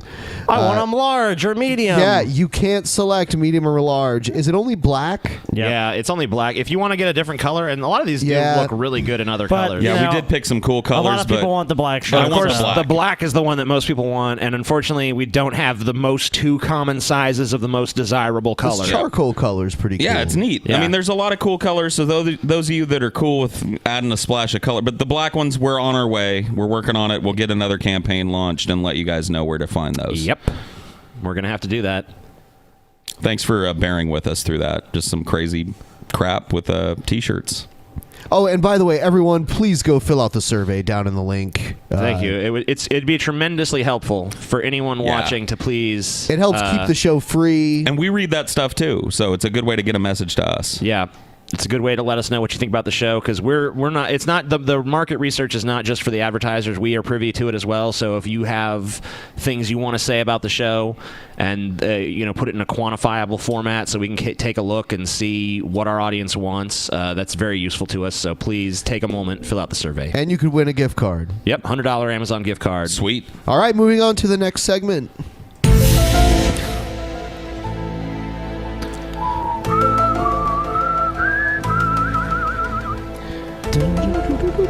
$307. Best episode ever. I've seen a lot of episodes. I know episodes. 307, the best episode. Such a lie. Oh, yeah, so beautiful. What is that animal back there? Some kind of walrus. I don't know. Seal? Is it a seal? Looked kind of weird for a seal, like a fat seal. Maybe. Fat seal? Yeah, fat seal. I never understood that part of the intro, but By the way, everyone who's watching, if you're new, please subscribe. We've that gotten button. a ton of new subscribers. Yay. Join the DP revolution. Join the revolution. Yeah, come the get- DP revolution. come get some real news with some fat stoners from Seattle. Come watch us scoop CNN, even though we're 4 dim-witted stoners that just do this for fun. Or go get lied to. Yeah. Or get lied to by the mainstream media. Okay, this guy, I mean, like, you don't normally throw racist around. Like, you know, you don't want to Right. throw that around. Yeah, you know. But this guy is a do. fucking racist. Yeah. Yes. Listen to his statements. You got your horseshit boots on. I see you're walking in it. Yeah, I do work. What do you do? I do work. Community. Protect the humanity. Yeah. Take my tax dollars too. Take your tax dollars. How do they take your tax dollars? Yeah, what are they doing to take your tax Pretty sure the dollars? government does that. Yeah, this guy shows up every month and takes half his paycheck and goes and buys booze with it Excuse me, I'm here to take some of your tax dollars to and, feed my illegitimate kids and what my I do. crack habit. Actually, you know, done something with your life. Have you had any kind of a job? Oh yeah, that old guy's never had a job. It's like this chimp right here. Chimp? What'd you say? Yeah, chimp. Fucking nigger right here. Whoa! With the hard R? So, Wow. looks like we got ourselves a racist. Man, sometimes when you use that word and you use that hard R at the end of it, sometimes people punch you in the face, bro. I don't know if you've heard. He ain't afraid. He ain't afraid. He's milking my fucking tax dollars. Milking my fucking tax dollars. I don't give a fuck what you have to say. Oh, really? Well, that's You lazy fucker. I'm stupid. I actually want people to have a fucking job. You go ahead and sit on your fucking chair, be a lazy fucking nothing. What are you? I'm sorry. Are you doing your job right now? Is that what Yeah, you're doing? what is your job? Is your job to go harass people that are just like standing around? Yeah, that's how I protesting spend shit? my job is to harangue people. I'm a hard-working American man. I work a lot. And when I'm done working, I spend my time calling black people niggers. And then I go around and I just assume shit about people's lives. Yeah. I tell an old man that looks like he's worked at a factory his whole life that's at an anti-fracking protest. You ever had a job? You ever had a fucking job in your life, buddy? You got a job? Oh, you ain't taking it out of here. We are peaceful. Get this, you know, I know all my tax dollars going to this fucking moon cricket with the camera. Oh, really? The gorilla noises, You ain't too? gonna get no fucking job with the mop on your head. How about you cut that off? Oh God, dude. Really sad. His wife is pissed at him. I don't think that's his wife. Is that his wife? Oh, yeah. I don't think so. Oh, no, that's his wife. She's telling him we need to leave now. She whispered it to him earlier. Oh, okay. Damn lazy fucking hippies. I think she said you need to leave No, now. she said we. Do you want to stay here all night? I mean, do you... I don't think so. Shrugged at her. I don't want to work. I've been working since 5 this morning. No, not here. Okay, if you've been working since 5 this morning, why don't you go home and get a beer? I'm bored. I still have plenty of energy. Oh, okay. All right, why don't you go work a second shift? Nothing to do. Got rained out for the What is this? Nothing to do. I'd just be like, get the fuck out of here. I got you nothing to piece do of but walk redneck around and shit. call people niggers and talk about how to make ape noises at black people. Nothing to do. I ain't got nothing to Find do. something to do. When I ain't, Yeah. when Go I do ain't something hard else. at work, I just go harangue Yeah, people this for ain't no working reason. out for you, buddy. Play Call of Duty. Yeah, You fucker. being a racist I asshole is not teach what you you need to do. Okay, cool. That's what all the other racist, fucking pedantic idiots Apparently they don't tend agree to with do. you Play either. Call of Duty with your time. What are you trying to do anyhow? Like, We're protecting the community. what are you protecting it from? By the way, everyone's saying Paul is wrong and that is not his wife. Okay, well, my bad. Jobs? Do you think that like we're actually going to have like an interesting conversation? Because I don't think we're going to be able to have an interesting conversation with you. So like if you just want to like yell things at us, then do it. Like, but we're probably not going to have like learn too much from each other. Ain't nothing to learn from you fucking idiots. No, but you're the great wise Fucking camera. Socrates, though, Yeah. Mr. Nigger and Gorilla Noise I Boy. got nothing to learn from you, boy. Yeah. Come enlighten the Meanwhile, masses. I'm spouting wisdom from the top of my intellectual ivory Yeah. tower. So this guy comes out to meet with these protesters, and And the guy's kind of like, well, I don't think we're going to learn anything. You're just yelling at us. I have nothing to learn from you. It's like, maybe you do, you closed-minded fuck. Isn't that what he just said, This is what I'm talking about. Some What dipshit. a closed-minded fuck. I don't think you can learn anything from anything because you're obviously a moron. These people are out protesting an issue where there's a lot of ins and outs and a lot of different opinions, and this guy doesn't have a single thing to say about what they're protesting. He just makes ape noises at a black person. Thanks for your contribution. Bunch of fucking hippies. You're amazing. You ever seen Trey such a Hugger. towering fucking intellect? Mom taught me to go to work and value hard work, not fucking protesting, being a fucking lazy bum. Just because you protest, it means you don't work. I don't get it. I don't understand this parallel of like, man, if you protest things, you're a bum. Obviously, you don't work. Like, what are you doing, dude? You're out there protesting them right now. What a great response. Did he just make a fucking raspberry? He did. Wow. Well, dipshit. Move over, Christopher Hitchens. There's a new fucking sheriff in town. Monkeys. Get out of here. Monkeys. Maybe the 10th one I've seen in my life, too. A 10th? Y'all look. He's the 10th black person he's seen in his life. Monkey I seen all look alike. You must be a sheltered man. Well, they're probably out in the middle of fucking nowhere. It looked to be. Yeah. What does that have to do with fracking, dipshit? Yeah, just keep, you know what, dude? I got to be honest with you. Kudos to this black dude shooting this for just keeping the camera trained on him and letting him fucking giving him enough rope to hang himself with. No bad pun intended. He's definitely done that, dude. He's buried himself with this. Yep, this is how you deal with it, guys. Don't go hauling off and hit him because then he gets to be the victim. Now look at him, looking for an exit. How do I do this and save face? I don't. More work. I just walk away like a fucking dejected loser. Fuck you, racist piece of shit. Bye-bye. Get in your shit kicker truck and go back to your job. Go get back to the man. I'm a fucking idiot. Get back my job. I'm gonna go do my job because I'm a burning working You got man. dealt with exactly how your kind should be dealt with. Now get back in your car, you sad fuck. What was that? What was the point of that? Like, what? Did he think people were gonna join him? Yeah, like everyone's gonna be like, you know what? He makes a valid point. You're like the 10th one I've ever seen in my life. That's a great question. How did he see this wrapping up? With a round of applause? Did he set himself up to walk away One dejected? person stands up. Like, Slow clap. Yeah. And then everybody just... Oh, yeah. Yeah. Is that how it went out in your head? Nope, this is how this ends, racist. I tried to go talk some sense into him by making monkey noises, calling people nigger, and questioning whether people work. This guy's probably seen these people out here with his buddies and be like, I'm gonna go tell them, give them what for. Go tell them the truth. These dumb fucking faggots hippies. what, you damn. You care about political issues? Well, you stupid. You stupid. Get I the got hell a out of my damn way. job. I ain't no lazy son of a All right. bitch what concerns himself with geopolitics. Here's that "Why Are You Closed" video. Why are you closed? Tell us why you're closed! Tell us why you're closed! Why are you closed? Why? Looks like there's people inside. I know there's people in there probably going like, oh my god. I want to go shopping in the Eaton Center! Why are you locked? Why Of course, this is in Toronto, Canada. Yeah, are the you Eden closing your Center. doors? Why are you locking your doors to the public? What a Why? look at this lady. Tell She's us just like, the reason. What the fuck? We deserve to know. I love how he says, "Tell us the reason." Tell us the reason. As if there's us. As if he's the leader of a big mob of people. Just trying to let us in. Yeah, this isn't let us into This the guy's Eaton got the same Center. problem as the racist from the last video. He thought he had a crew with him.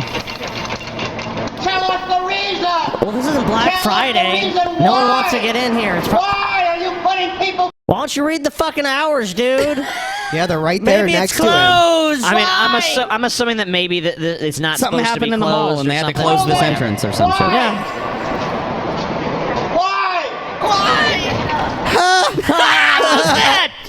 Somebody agrees. Somebody wants in. Putting us through this. What's up, kid trolling? Ah, that's great. Oh, that's great. Oh, yeah. Let me in, please. I love. This is just such a perfect mockery. I know.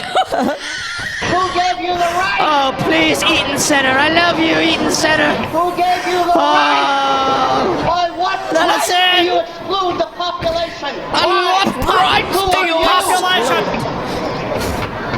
How dare you do this to us? This kid. We are Toronto public. We want to shop. We want to get into the Eaton Center. It is a public place. It says it's open. They're like, yeah, let's go. All right, enough mocking this What the retard. fuck is wrong He flips out on the cameraman at the end of this, if I remember. Why? Tell us why.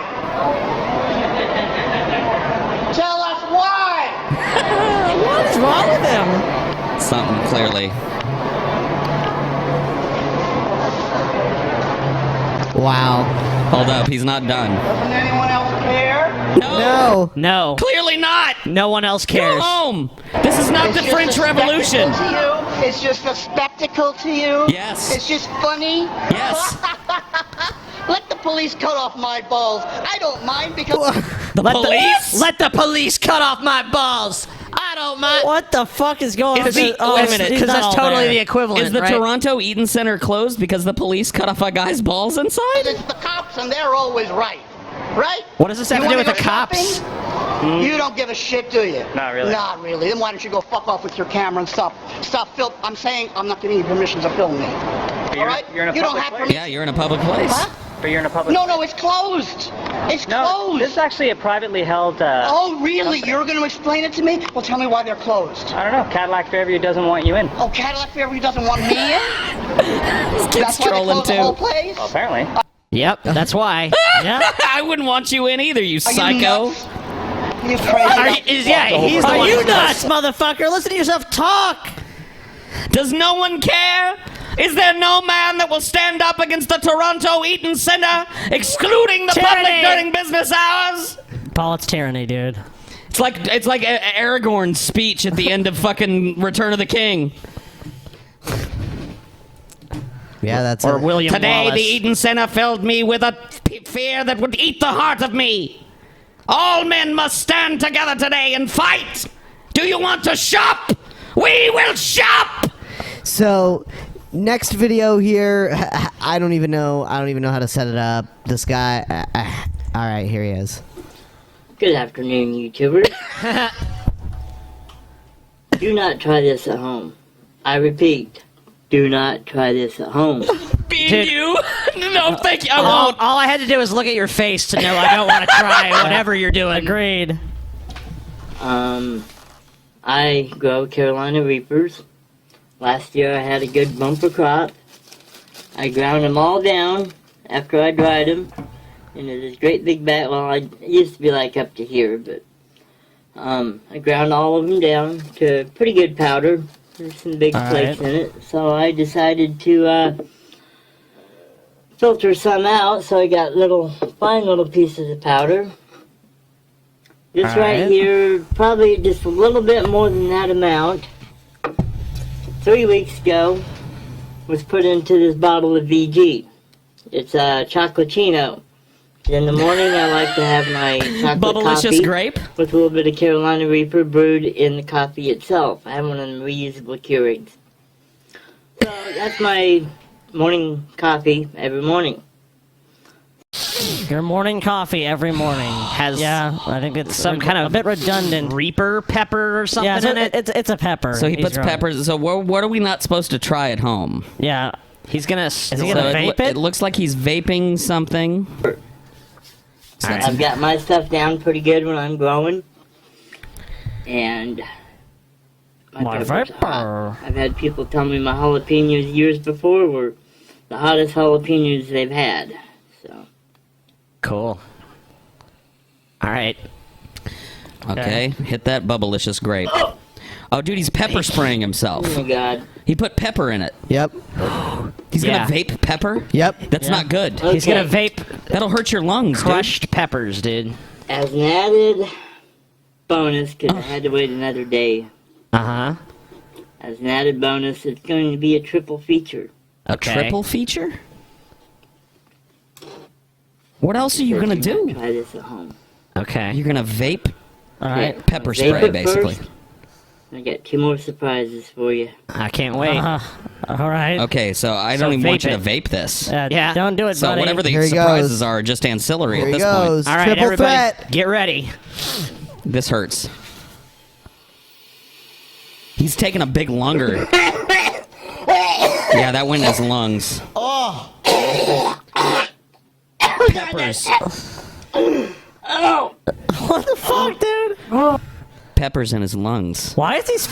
Dude, he framed this so badly, too. Well, I mean, you know, not that I expected much from a guy who's vaping peppers, but... When I see a guy that looks as healthy and well built as this guy, it's weird to see him doing something so dangerous. Yeah, you know, because he looks so responsible. He does. He looks like a guy that's made a lot of healthy choices in his life. Oh, Jesus.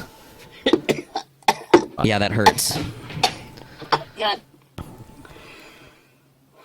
Okay. So, Okay, dude, so what's the next He's gonna surprise? snort it. He's got the straw. He's got the straw. He's ready to snort it. He's doing a bump of Carolina Reaper. You dumb fuck. Why? Okay, what's the third? He snorted. There's a little bit left. Oh, clean your plate. Yeah, you gotta make sure to get it all. Yeah, get it up. Oh, he put it in his eyes. Oh, why? What is your problem, you fucking... Oh, how revolting he looks now, too. It's like his face is all squunched together and he's shoving fucking pepper in his mouth and his lungs and his fucking eyes. God, I'm feeling sympathy pains here. Ugh. Yeah, put some of that Reaper powder down your pee hole. Yeah, Make it a quadruple threat. Why don't you just, like, stick a whole fucking ghost pepper up your asshole? Yeah, just let it marinate up there Just, for you a know, week. Let it burn. Oh my god! What? What an idiot! Yeah, you snorted a Carolina Reaper. God. He's throwing up. Oh, damn! What the fuck? That noise he made was great. Can we rewind it 1 second and hear that one more time? What is this shit? Hold on. What's happening? I don't know. We have some weird... Our show is just showing the YouTube logo. What? I have no idea.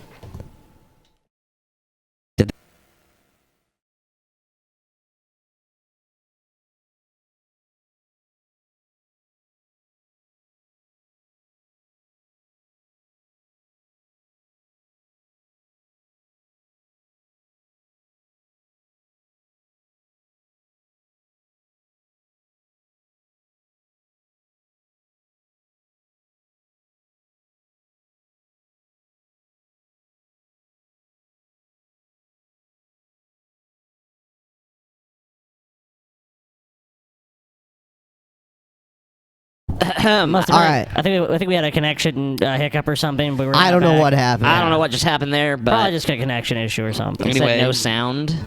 Oh, no sound. There was no sound. Someone's saying no sound right now. Whatever, They're saying no there's- sound for earlier. Whatever, there's sound. Yeah. Okay. Oh my fucking...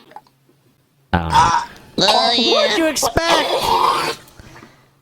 Did I see people Man. do this and I see them suffer so badly? And it's like, what the fuck do you think was gonna happen? It's like, I'm gonna pepper spray myself, and it's like, I'm in such agony. It's like, even what? worse. He inhaled it like with pepper spray. It just gets in I your know, mucus he's an membrane. He idiot, inhaled it dude. into his fucking lungs. This guy is a fucking idiot, man. Reaper vape. What on the Scoville scale are these Reaper peppers? They're high. Let me look. Carolina Reapers I used to watch these videos where people would take the Reaper challenge. For a while, I don't know if it's still true, but for a while, Carolina Reapers were the hottest pepper in the world. And then I think they were supplanted by the Moruga Scorpion. The Trinidad Moruga Scorpion, I think, is the hottest pepper in the world right now. Unless they've updated it.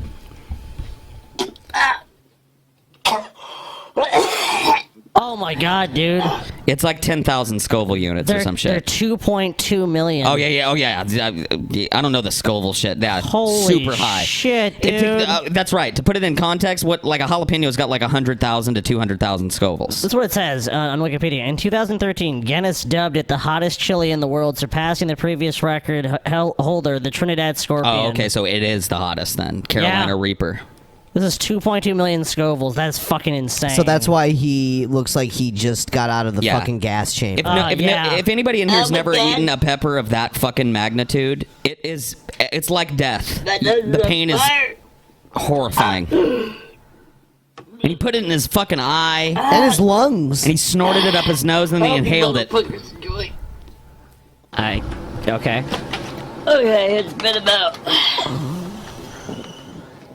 20 minutes. As you can see, there's snow a little bit out here. Oh my God! Like Let's get 20 to minutes this, later, though. he's still suffering. Oh, he's gonna be suffering for hours. Oh dude. yeah. Put that shit in your fucking eyeball? Are you stupid? For, All right. for views. Here's a video that makes the claim that Bruce Lee more than likely had supernatural abilities. What? Yep. Hey guys, what's up? It's Mikey Chen. Even though he's been gone for 43 years, Bruce Lee is still a household name. Most of us remember him because of his iconic movies where he was basically unbeatable. But unlike some other martial art movie stars, Van Damme, Bruce was actually a better fighter in real life than what he portrayed Wait, what? What he portrayed in his movies? in the movies. Yeah. What? So, all the stuff you saw in of Bruce Lee in the movies, he was actually even a better fighter than that. That's absurd. No, Scotty. Yeah, so in movies where he kicks the shit out of like 50 people, no, in his real life, he actually would. He would In actually real top life, that. in real life, he would if there was like a 50-man army coming towards him. In a movie that might take him like 6 or 7 minutes to take care of, but in real life, one punch, entire army's down. And if you're a Bruce Lee fan, you've probably heard. And by the way, guys, I see that the YouTube screen keeps coming up. I have no idea why that's happening. YouTube must be trying to shut us up. Who fucking knows?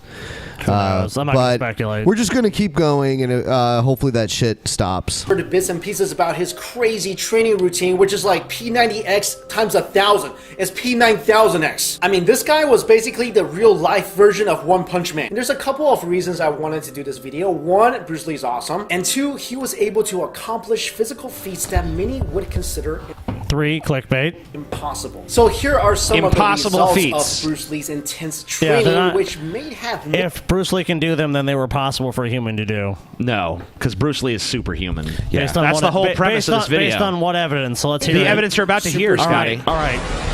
Did Bruce Lee have superpowers? Number one, his punches were essentially unblockable. This was basically Bruce Lee's version of one. That sounds like total nonsense. I've seen videos of people fighting, and they've blocked his punches. He's not a so- Dragon Ball Z character. He can't do the Yeah. blurry punch, multi-million punch thing. They were not unblockable punches. Unblockable, Paul.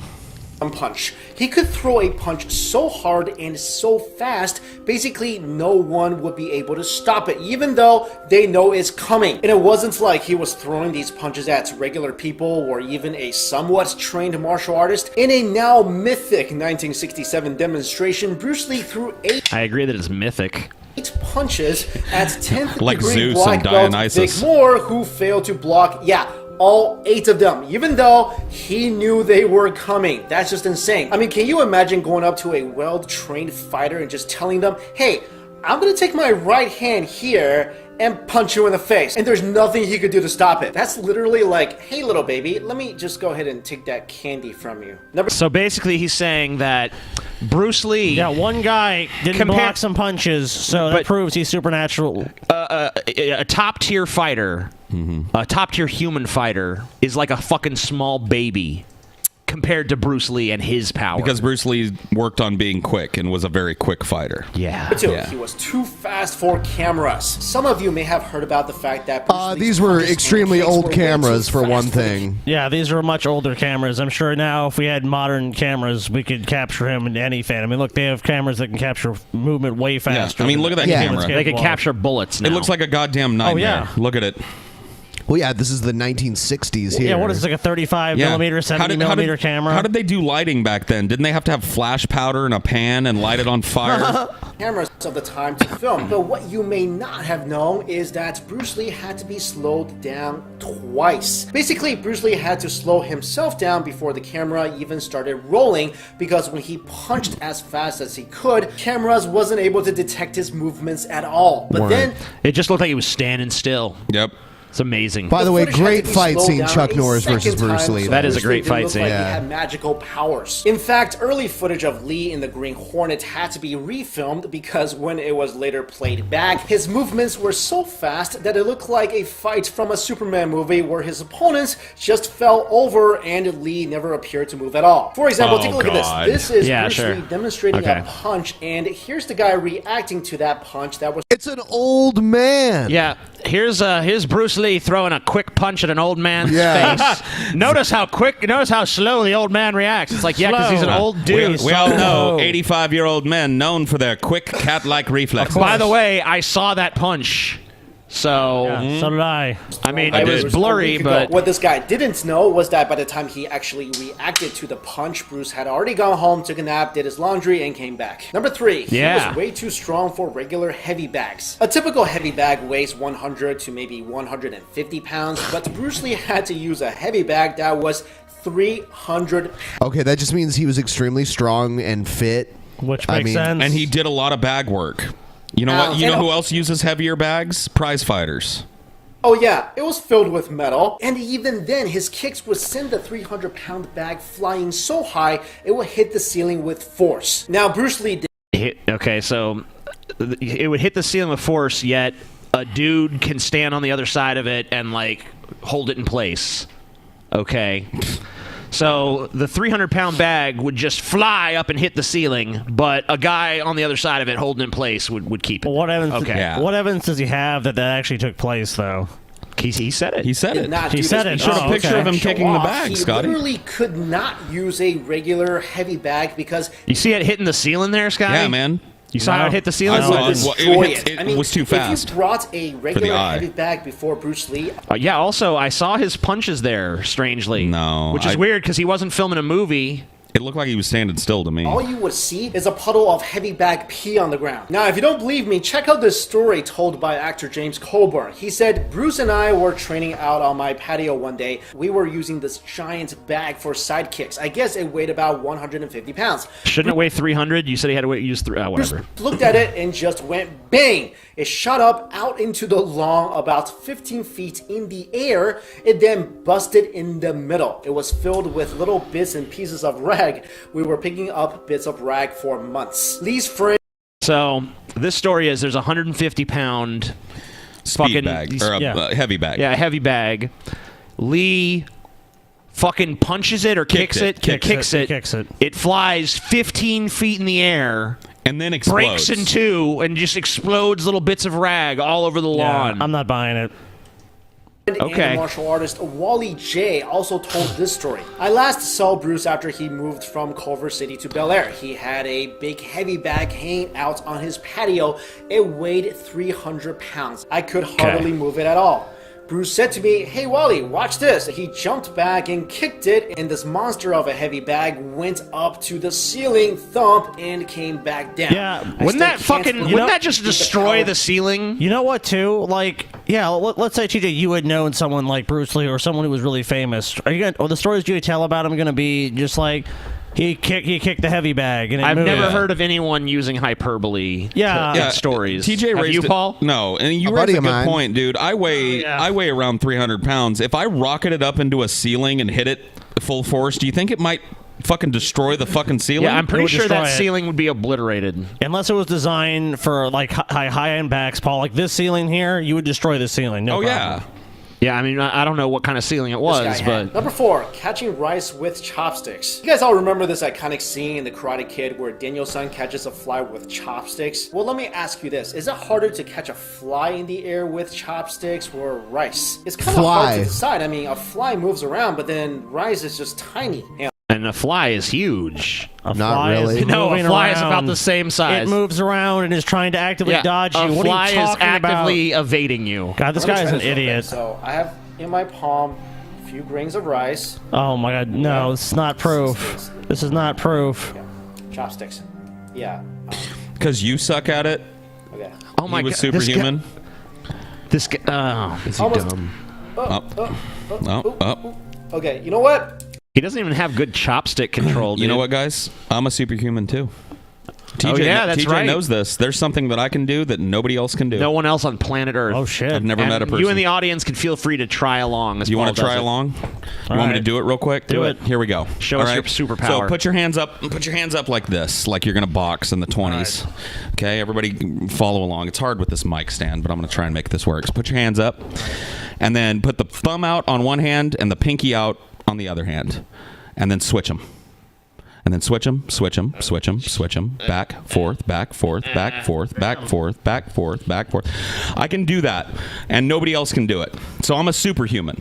Damn, dude, that is hard to do. It can't be done. You literally need level 99 chopstick skills, which I do not have. Anyway, it was reported that as part of his training to increase his reflexes, Bruce Lee would actually throw rice into the air and catch it on the way down with chopsticks. You know, when I read about this, the first scenario that popped into my mind was I saw a wedding, and then the bride and groom were about to head out from the church, and there stands Bruce Lee with a pair of chopsticks waiting for people to throw the rice. Number 5, practicing on metal What an dummies. outrageous. If you guys ever seen any kung fu movie, All right. you've seen this wooden I love dummy this that thing. martial artists would use to hone their skills. Sparring But dummy. Bruce Lee needed one that was not only made out of wood, but also reinforced with, car parts because, well, he would just destroy the wooden one. According to Herb Jackson, who was a close friend of Bruce Lee's and helped him build a lot of his training equipment, the biggest problem in designing equipment for Bruce was that he'd go through it so damn fast. I had to reinforce his wooden dummy with automobile parts so he could train on it without breaking it. I had started to build him a mobile dummy that could actually attack and retreat to better simulate live combat. So yeah, Bruce Lee was basically It's almost as if he was a professional martial artist. Yeah. With an incredibly honed body. Number 6, the 1-inch punch. All right, this is my favorite. No feat of martial arts is more impressive than Bruce Lee's famous strike, No the feat. 1-inch punch. From a single Hold inch on. away, Lee was able to muster an explosive... All right, I want everyone to look at that chair behind this guy, because this is Bruce Lee would do his little trick where he does the 1-inch punch. He knocks you on your ass from 1 inch away, which is impressive. It is. But listen to what this guy is about to say about it. The blow that could knock fully grown adult males clean off the ground. And if you're wondering what it's like to be hit by the 1-inch punch, check out this story. In 1964, Bruce Lee appeared at the Long Beach International Karate Championship and performed the 1-inch punch. In this video, you can see Bruce Lee applying the 1-inch punch to a man who fell backwards onto a chair that was placed behind him to prevent injury and then falling to the floor. This man was Bob Baker of Stockton, California, who later said, "I told Bruce not to do this type of demonstration again. When he punched me that last time, I had to stay home from work because the pain in my chest was unbearable." And here's what 2-time Black Belt Hall of Fame and 9th degree Black Belt in Judo, Hayward Nishioka, had to say about Bruce Lee's 1-inch punch. Bruce had this trademark 1-inch punch. He could send individuals, some of whom outweighed him by over 100 pounds, flying through the air where they'd crash to the ground 15 feet away. I remember Okay, so 15 hold on. feet. It's Now, another 15 footer. Yeah, everything with these people is 15 feet. They This flew is- 15 feet in the air. They flew 15 feet away. Let's think about this. This punch is so powerful that you will be flung 15 feet if it hits you. And yet, a flimsy little chair right behind you will stop that momentum? Yeah. Oh, yeah. Okay. A That's full-grown bullshit. man flying back at an uncontrollable pace will be stopped by a flimsy wooden chair every time. Yeah, I mean, like, let me just say, if you're a fucking man, you're like 200 pounds or whatever, and you've been hit hard enough that you're going to fly 15 feet, is a fucking chair, not a fixed, like a flimsy little, like, fold-out chair sitting right behind you, is that going to stop it? No. No. Correct. So how is that? What are you talking about? I believe the punch will knock you on your ass. Yes. I believe that. And he had an incredible knowledge of leverage and how to leverage his body to create an incredible amount of force without much wind-up. That doesn't mean 300-pound men flew 15 feet through the air. against the wall by that punch. I didn't think it was possible that he could generate so much power in his punch, especially when he was just laying his hand against my chest. He just twitched a bit and wham! I went flying backwards and bounced off a wall. I took him very seriously after that. You know what's crazy was that all— You know what's crazy? You. Yeah, all right. Next one. Here's Kurt Cobain's daughter hates Nirvana. Okay. Kurt Cobain, the singer of the popular 1990s grunge band Nirvana, who committed suicide in 1994, left behind a small child, now grown up, 22 years old, Francis Bean Cobain, worth an estimated $170 million. By the way, I picked this story exclusively to piss off Paul. Oh, thank you, TJ. He's going to get mad. Thanks to his estate and the royalties from Nirvana's music, but that doesn't mean she's a fan. She Really interesting how Mark Dice waits until it's Kurt Cobain's. It would have been 50 if he was alive today. This is actually kind of old. Oh, it is kind of old? Okay, well, I'll take that back then. Recently shocked music outlets saying that she, quote, doesn't really like Nirvana's music. Oh, how dare she? He was a voice of a generation. He was a musical genius. He was. The mentally enslaved morons say. What? You're a mentally enslaved moron, okay. Paul. Fair enough. Most of Mark Nirvana's Dice, you're a music retard. Hold on. just It's going to get consisted better. of mindless and incoherent rambling from a heroin-addicted, suicidal psycho, so well parodied by Weird Al psycho? Yankovic. The mentally enslaved morons who see him as a hero sing along to mindless music like the song Dumb, showing how dumb they really are. I hate this motherfucker. You were just you know what, pwned, dude? Paul. He's probably making this type of video because he knows that Nirvana is pretty much universally accepted to be a really important band. And that Kurt was a great By the mentally lyricist. enslaved morons. So that song "Dumb" that he's making fun of here is one of the best songs Nirvana wrote. It's one of my favorites. I think I'm dumb. I think I'm dumb. So you yelling the lyrics of the song proves it's dumb? Like, if you think the song is dumb, that's I think fine. the song is dumb. The song is called Dumb. Maybe you should sing that song to yourself a little more. I think Mark. I'm dumb. He will. I think you are That's how too. the song goes. Yeah, because there's 12 times. There's no meaning behind the song. It's just what the lyrics you're reading and mocking. That's Yeah. all there is to it. Well, read the chorus and don't read any of the lyrics. I think I'm dumb 12 times. Yeah, that is the musical genius. You know, another one of his just incredibly powerful and gifted tracks is I Hate Myself and Wanna Die. Yet, mentally enslaved morons think that he was murdered by the Illuminati or Courtney Love. And Well, they maybe cite not the such Illuminati. pathetic, quote, evidence as the suicide note looks like it was written by two different people, unaware, apparently, that he injected himself with massive amounts of heroin. Which is one of the discrepancies that people have a problem with, because the amount of heroin that he had in his system, even for a junkie, as you labeled him, like Kurt, who did a massive amount of opioids, was enough that most people that look at his toxicology report say he shouldn't even have been conscious, much less able to write a note and pull the trigger of a fucking full-size shotgun with his toe. But Paul, don't you love how Mark Dice, who's skeptical of all these events and things, is like, "Oh, with this guy, nope, I totally buy this version of events. I totally buy what they're saying here." It's like, Mark, why are you so skeptical of some things but not others? Look, like, I'm not saying, look, I've never been a guy that's going to come out and say that Kurt Cobain was murdered directly by Courtney Love. What I am saying is that if you look at the evidence and the lack thereof, it's clear that the fucking investigation was not handled properly. It was wrapped up quickly, and the Seattle Police Department has a vendetta. They don't want to have the black eye of having this very important person murdered in their city and dropping the ball, so they don't even want to look at it. And as he was well, also, I mean, at this point, so I don't know who killed Kurt Cobain. Well, yeah, it's sure. very possible that he did. But I think it warrants a look, don't you? But Paul, isn't there another issue at this point? I mean, if you're saying they already mishandled the case, how much physical evidence is really going to be left after? Oh, they preserve. I mean, not a lot of. His body is obviously. Oh well, yeah, that's gone. gone. That's gone, of course. But you know what I mean. A lot of that shit was fastidiously kept. Pictures, the bullet casings, all of that shit is still there. Pictures from the body as it was found. But do you think anything's gonna really come to light that's gonna crack the case open in such a way that's gonna say, okay, well, this person is responsible? I'd like to know the answer to that question. And Higher Seattle PD and doesn't higher. want to know. His handwriting was becoming so illegible that it was hard for people to make out, and then he put the shotgun in his mouth and killed himself. And this is what happens in a mentally enslaved musical culture when songs like Dumb and I Hate Myself and Wanna Die are seen as... Well, she must not hate the music too much because that's how she's having her lifestyle at this point. I mean, And look- the royalties from his music, so... What is Frances Bean who cares if not he likes it or liking her not? dad's music or having some... Look, I can guarantee you she probably has some daddy issues because outside of killing himself, which is the official story, which is whatever, I'll go with it. Sure. He was also a drug abuser, and those Yep. people don't tend to treat their children very well. So if she has any memories of her daddy at all, it's probably that he wasn't around a lot and that he was sick a lot. I think Paul killed Kurt. artistic expression Trying to frame from a Courtney. musical Lock him up. genius. let's contrast these two songs with some of the oldies. This is great.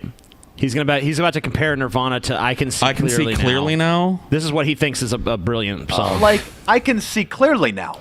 You've all heard this song, it's in soundtracks for movies. Absent-minded I and can stupid. see clearly now the rain is gone. I can see all obstacles in my way.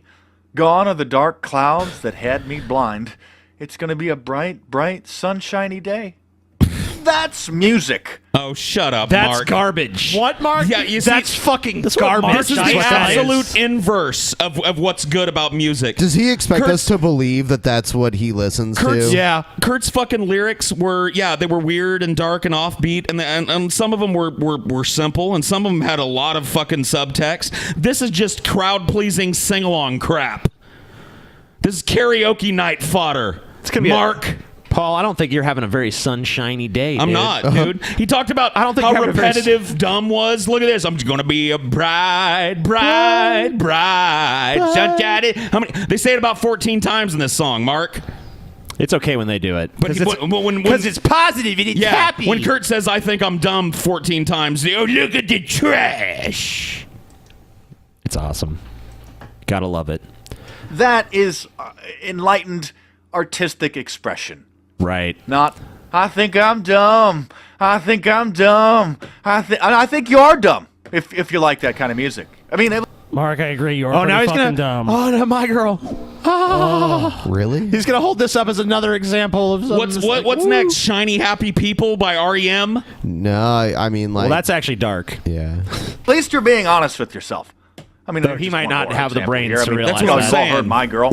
I've got sunshine on a cloudy day. He just likes music with sunshine in it, dude. What about Footloose, man? Everybody get footloose. Yeah.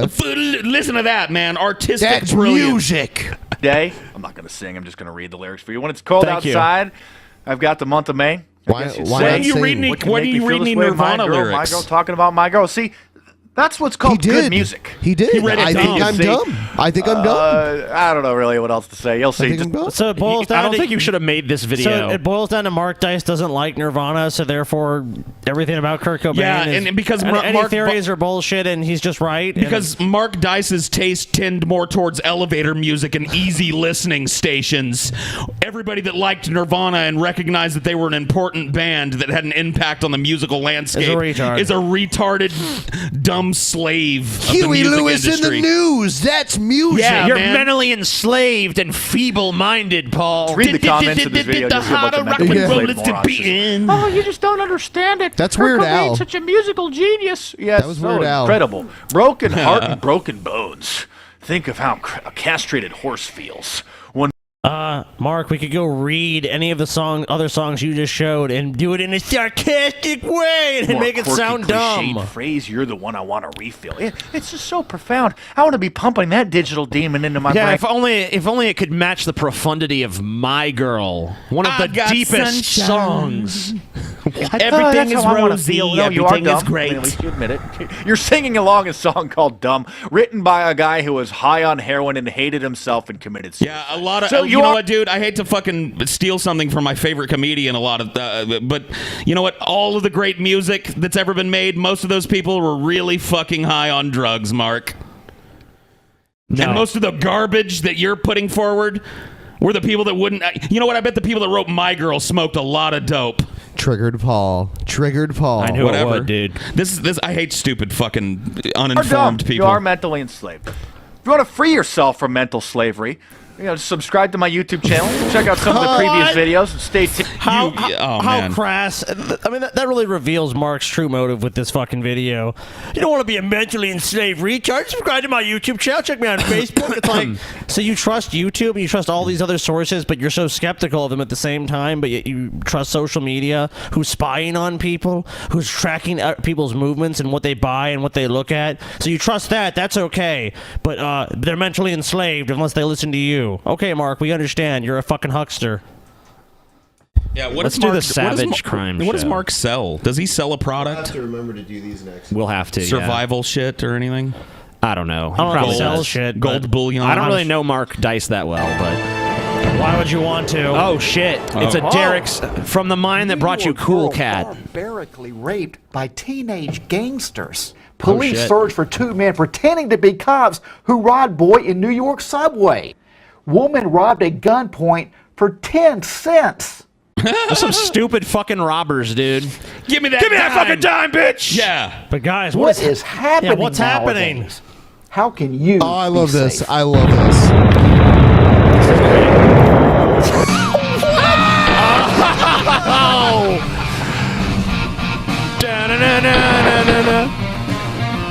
Protect us, Daddy Derek. Well, hello, everybody. Hi, I'm Derek Savage, and welcome to the Savage Crime Show. This is Derek Savage's latest project. Yeah, is this the list of Derek Savage's crime? Is the Savage Crime Show? His crimes against cinema. Yeah, all right. Yeah, where's Cool Cat, dude? Bring out Cool Cat. How about the Cool Cat Crime Show? Yeah, seriously. Hey, our objective here is very simple, and it is to keep you safe. You're a I mean, Jekko? what is happening to this? What was that? Our Jekko here is very simple. World. It is getting crazy. I don't care if you live in New York, LA, anywhere between, or even if you're over in Europe. Man, I tell you what, you folk over there got it worse than we do right now. I mean, it's You just folk? No, they don't. You folks. Man, he tries really hard to be this like, look at me, I'm an anachronistic 50s cowboy type. You folk down there in that big old city got things going on. None that of what we he's can't saying is understand. true, though. None of what he's saying is fucking true. I mean, like, okay, look, crime has had an uptick in some cities in America, as I'm sure there's probably always upticks in crimes here and there, but the overall trend is down. And Europe does not have, I mean, like, you know, maybe some property crimes and shit, but violent crime is not a worse problem in most of Europe than it is here. No. That's just bullshit. Not for the Let's see, majority. of Europe. show me a shred of statistical evidence that backs up any of that, Derek. I'm sure say crazy. Daddy The Derek. whole world is like a It's just because some targeted terrorist attacks happen there that people push that narrative. Basically, This dude started his career as a male stripper. by the powder way. keg. Now, one difference between our show here, the Savage Crime Show, compared to all those news shows out there, you know, they just like to sit there and complain about everything, the bad that's happening, all that. But over here, we want to give you solutions to help keep you and your family safe. That's All right. the most important thing right there. Yeah, it is. I'm the producer of Gun Self-Defense for Women. God. And yes, if you read the cover right there, it says, and for men, too. Yeah, this show just happens to be about selling your product, Derek. What a fucking shock. Look at the picture of him on the cover. Oh, dude. He's the least threatening man I've ever seen. Even holding a gun, he looks hilarious. It's like someone that tried to rob you. He's trying to look like Magnum PI or something, you know? Like, He's on the case. Daddy Derek is on the case, ladies. for men too. I don't care if you're a man, a woman, a child, what color you A child? A child with a gun? Awesome. Pew pew, a kid. Arm your children. are, or what nationality, how rich or how poor you are anymore. You could be a victim of a crime. And if Wow. anyone tells you other than Riveting. that, just know for a fact that they are lying right to your face right there. And you could tell them Derek Savage said, you're a liar. Yeah, I'm sure they would. That would. The weight of your name carries such authority. You know. By the way, who goes around and be like, Scotty, it's impossible for you to be the victim of a crime? No, Derek Savage, a crime can be committed against me. Oh, shit. Derek Savage. Derek Savage. The You're creator a of Cool liar. Cat? Okay. You're a liar, TJ, because Daddy Derek said that Because I could crime be a victim. It's rising all over the world, my No, friends. it's not. So stay safe. No, it's not. And I mean, when I was sitting here prepping for our first show, and first of all, hey, Sitting here thanks for joining our problem. first show, guys. I truly appreciate it. Oh, you it's a know? masterpiece so And, far, Derek. It's a fucking masterpiece. I love it. taking notes, and my God, they just kept on adding up and adding up and adding up. I was going, where do I start? It's just so much happening nowadays. But hey, let's go in and start. I'm in Hollywood right here filming this for you. And not too long ago, San Bernardino shooting. That's when a lot of this recent stuff started, you know. In San Bernardino, 14 people were killed. That's when this recent stuff started. So crime hasn't been continuously happening No. since civilization. Yeah, it started a long began. time ago, No, Daddy. dude, I mean, crime was pretty much non-existent, and then San Bernardino, and that just opened the floodgates. That's the recent No, stuff. because in Daddy's world, Cool Catville was idyllic until about 5 or 6 years ago, man. there. I mean, they were at their work party, and they got shot up by some terrorists. You know, and 14 people, many injured right there. And I mean, San Bernardino, look at that. And first of all, I want to say this. This show right here is very, very much pro-police. We think the police are doing such a great job, and God bless each and every one. Well, if they're doing such a great job, why would crime be on the rise then? Yeah.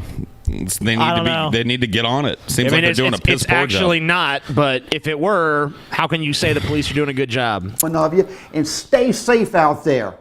We love you. Cool Cat loves you too. I'm the creator Yeah, of Cool Cat. Cool I'll tell you Cat. about that later on. But yeah, San Bernardino. Then what about? I'm glad Cool Cat my loves me. God, the Orlando shooting. 49 folk dead there by one crazy lunatic going in there. And I don't care if you're straight or if you're gay. I'm a straight man, but some of my very best friends in the world are gay folk. And so I don't care what you are. They were innocent folk, and that won't right. That won't right? Did you say No, that more won't right? right. Is it that won't right? That won't right. That won't right. That's not even. No one talks like that. TJ, quit trying to distract him from his objecto, dude. Okay. This guy. We've seen him with so many of these videos, and he misspeaks and just invents words It's just strange. so rapidly. I don't get why But he he does is it. right. I want to just say, for the record, his sentiment on that is right. The fact that those people that died there were a lot of them were gay doesn't matter. No, it doesn't. Then they were innocent people, and that Had does a suck. concealed weapons permit in that. Well, no, I don't think anyone's going gonna to argue against They that. could have shot that son of a bitch real quick there, you know. And I'm a firm Sons of believer in bitch? the concealed weapons permit. Now, in gun self-defense for women, back to the DVD. It's not just about guns. I mean, we do cover A to Z on pistols, on weapons, and shotguns, baby. Shotguns are really starting to escalate with women. Women, yeah, I think it's a great gun for a woman because you don't even have to know how. Shotguns are starting to escalate with women. What? Yeah, shotguns are on an uptick with women, man. Yeah, starting to definitely. escalate. They're starting to escalate. Starting to escalate it. Yeah. Wait, listen to this. You need to bam, shoot that attacker right up there. I'll show you some clips here. But now, Some clips. Clips. Some clips. What's a clip, Daddy? Hey, you guys want to watch some more clips in a minute? Daddy, what's a clip? I love it. I don't understand your objecto. What's a clip? this film also covers mace, stun guns, karate self-defense, knife protection. Damn, this fucking DVD will turn you into the ultimate badass. You're basically dude. Rambo. Yeah, it's the Rambo fucking DVD. You're gonna dude. be as badass as Schwarzenegger Derek from Commando. Savage clearly is if Yeah, you dude. watch this DVD. You know, with concealed weapons I was just thinking, wouldn't it be great to see a story where he gets robbed or something at gunpoint? Mr. Prepared here, who's in. Oh, golly gee whiz, sir, don't shoot me. Let me get my wallet out here real quick. Oh, I'm a little nervous. I'm shaking. I'm so this sorry. film is a thoroughly. It's a empowering. No, look, thoroughly. It's a empowering film. Empowering thorough. An all-around project to help teach you to keep you safe. Cool. And but the Lando was just absolutely terrible. The Lando? But you know the Lando. The Lando. Lando was Calrissian. absolutely I terrible. mean, he did betray Han Solo. I mean, Come he was on. an asshole. Man, I put him right in carbonite. I mean, I feel like he redeemed himself in Jedi, did. but you know, he was an asshole in Empire. He really was. You're right, Derek. thing is, a lot of people say, "Oh, guns this, guns that, it's the guns that kill." It ain't the guns. Yeah, a lot of people say that. It ain't the I hear guns. people say that all the time. A lot of people saying out there, the cancer's killing people, man. I'm telling you, it ain't the cancer. Guns to kill. I mean, I can have a gun right here. It ain't gonna kill nobody. It's gonna sit right there. If I picked It's it up the and blew people your that head off, it'd kill somebody. And to prove that, All right. how about what happened in Nice just a few weeks ago? That great big truck just mowed all those people down. I mean, I heard somebody on one of those little TV shows talking about, "Oh, it's the truck's fault." How in the world is it the No, you didn't. Yeah, No one said it was the truck's No fault. one on Earth blamed the fucking truck. You psycho. Look, Derek, nobody on Earth is actually credibly making the argument that it's the gun's fault either. At least nobody's sane. What we are saying is that when psychopathic people have easy access to guns, sometimes a lot of your gay friends end up dead in a Lando nightclub. That's what we're saying. But if only those faggots had guns themselves. Yeah, if every one of those gay people in that Lando nightclub had a gun themselves, they could have just shot that sumbitch right there. I also like the level of paranoia that would really insinuate someone to have just everywhere you go, and you need to be armed constantly because a terrorist or a gunman might just come and shoot you. It's like most people just want to live. Because these are commonplace events that happen every day right around us. But wouldn't you rather live in relative peace and safety where this is a rare occurrence and you treat it as such? Not everyone needs to be armed to the teeth every time they leave their home. You can tell Derek's never been to a gay club. Derek, how are drag queens going to gyrate on the pole and brandish a shotgun? Are you joking? I wouldn't be so sure about that, Paul. I don't know. I can tell. I bet you he's I think he's probably danced at some of them. Truck's fault for running over all those people. It was that sick person that did it. Yep. And that's what you got to watch out for. We're starting to see that one person. You got to watch can out do for a people lot of driving. damage. And it don't matter what kind of weapon they got. I mean, there's been so many. Well, that's nice not true. stabbings. That's not true, Daddy Derek. Let's be real here. If that Lando shooter had a knife, somebody probably would have tackled him before he killed 49 people. Yeah, I mean, like you can't say it doesn't matter what weapon. So he could have went in there with a fucking slingshot or a Nerf gun, and it'd have been just as devastating. I don't think so. It threw out there. One guy, and I think it was Japan, a week and a half ago, killed numerous people. Just went and started stabbing everybody. You know, it's just. And what are you going to do?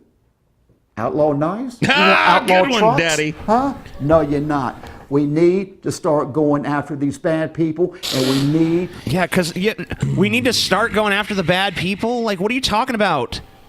Like, we don't have a criminal justice system now. Yeah. Criminals aren't punished. I mean, there's no penalty for murder. Is that what's going on? Maybe one of the ways, Daddy Derek, that we go after these bad people is we make it a little more difficult for them to get these guns, so they can't kill a bunch of people. But Paul, if those people all there had guns that night, they would have been saved. That's true. They'd have been saved. They'd have been totally They've been saved, Paul, because in the heat of a nightclub, in a shooting, you would know who the gunman is instantly. You just be like, gunman here. When you're grinding your ass into your new boyfriend Antoine's lap, you really are ready to jerk that pistol at any moment. Of course.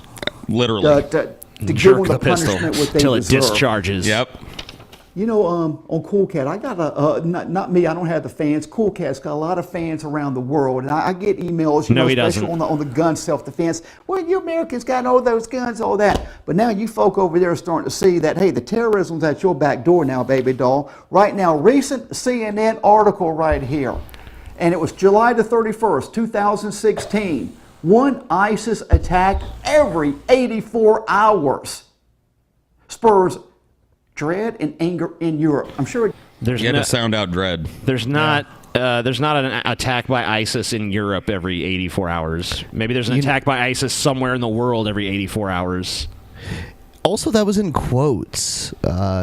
I don't know. Yeah, so who are they quoting there? Yeah, I'm not sure. It's also spreading fear throughout that country right there. Cool I heard there Cat was a likes party to I read rock on and Drudge roll. Report this morning. Oh, I love Judge Matt. Judge, I love to meet you someday, bro. Hey, you know, I'd like to get you a Coca-Cola, cold beer, whatever you like, man. It's on me. Hey, you know. In fact, I heard Drudge started in Hollywood right. If Matt Drudge has any sense, if you came up to him, he'd run away. He'd run away immediately. Is Daddy Derek just really baked? I wish. I don't think so, dude. Right down the road from me here. I love doing that, man. You know, and okay. Why did he include this? Why did he cut to a tight shot for this? It's just getting bad out there. Okay. Oh wow! All right. With that, he's preparing the emotional moment. Sorry, the emotion moment. All right, let's hold on, everybody. Let's just be quiet. Sorry. Let him have his big, profound emotional moment here for a second. It's difficult, man. It's It's difficult. getting bad. You know, and we need to get serious. We need to protect ourselves. Our families, our Is he kids. singing the heart of rock and roll? When you start seeing one ISIS attack every 4 hours, this is just Wait, every 4 hours now? Every 84, not every 4 hours. What the fuck, Derek? Dude, Derek is in another fucking planet. I don't know what planet he lives on, but it's not this one. Hey Ben, you know we gotta get serious about this problem. Paul, when you go to the Lando and get the what is it? We gotta go to the Lando with a clear ejecto. A clear ejecto. All right. What the fuck, dude? Yeah, Daddy Derek, you're crazy. You're crazy, man. We love you, though. I love Dude, you. let's I buy love your this DVD. mispronunciations. I love and, Cool Cat. You know what? I'll even tell people, go ahead and buy Cool Cat because it's fucking hilariously Cool bad. And get gun. I'm sure gun Skip self-defense that. No, for women don't is get just this. as bad. This is dog shit. Dude, But get Cool Cat. I want to watch this. I feel thing, like dude. gun self-defense for women is probably It's just horrible. as amazingly I'm sure it's bad. horrible. Yeah, it's time to watch it. Derek Savage, you're a fucking gold mine of dog shit, dude. So, anyway, I guess we've pretty much reached the end of our runtime here. Wow. That flew by for me, guys. Please, everyone, subscribe. If you're a new watcher or you're just coming back, subscribe. Make sure you're still subscribed because YouTube likes to unsubscribe people. Go figure. Yeah, it really is our objecto to reach as many people as possible Yeah, with it's our my message. objecto. So please help us realize that objecto.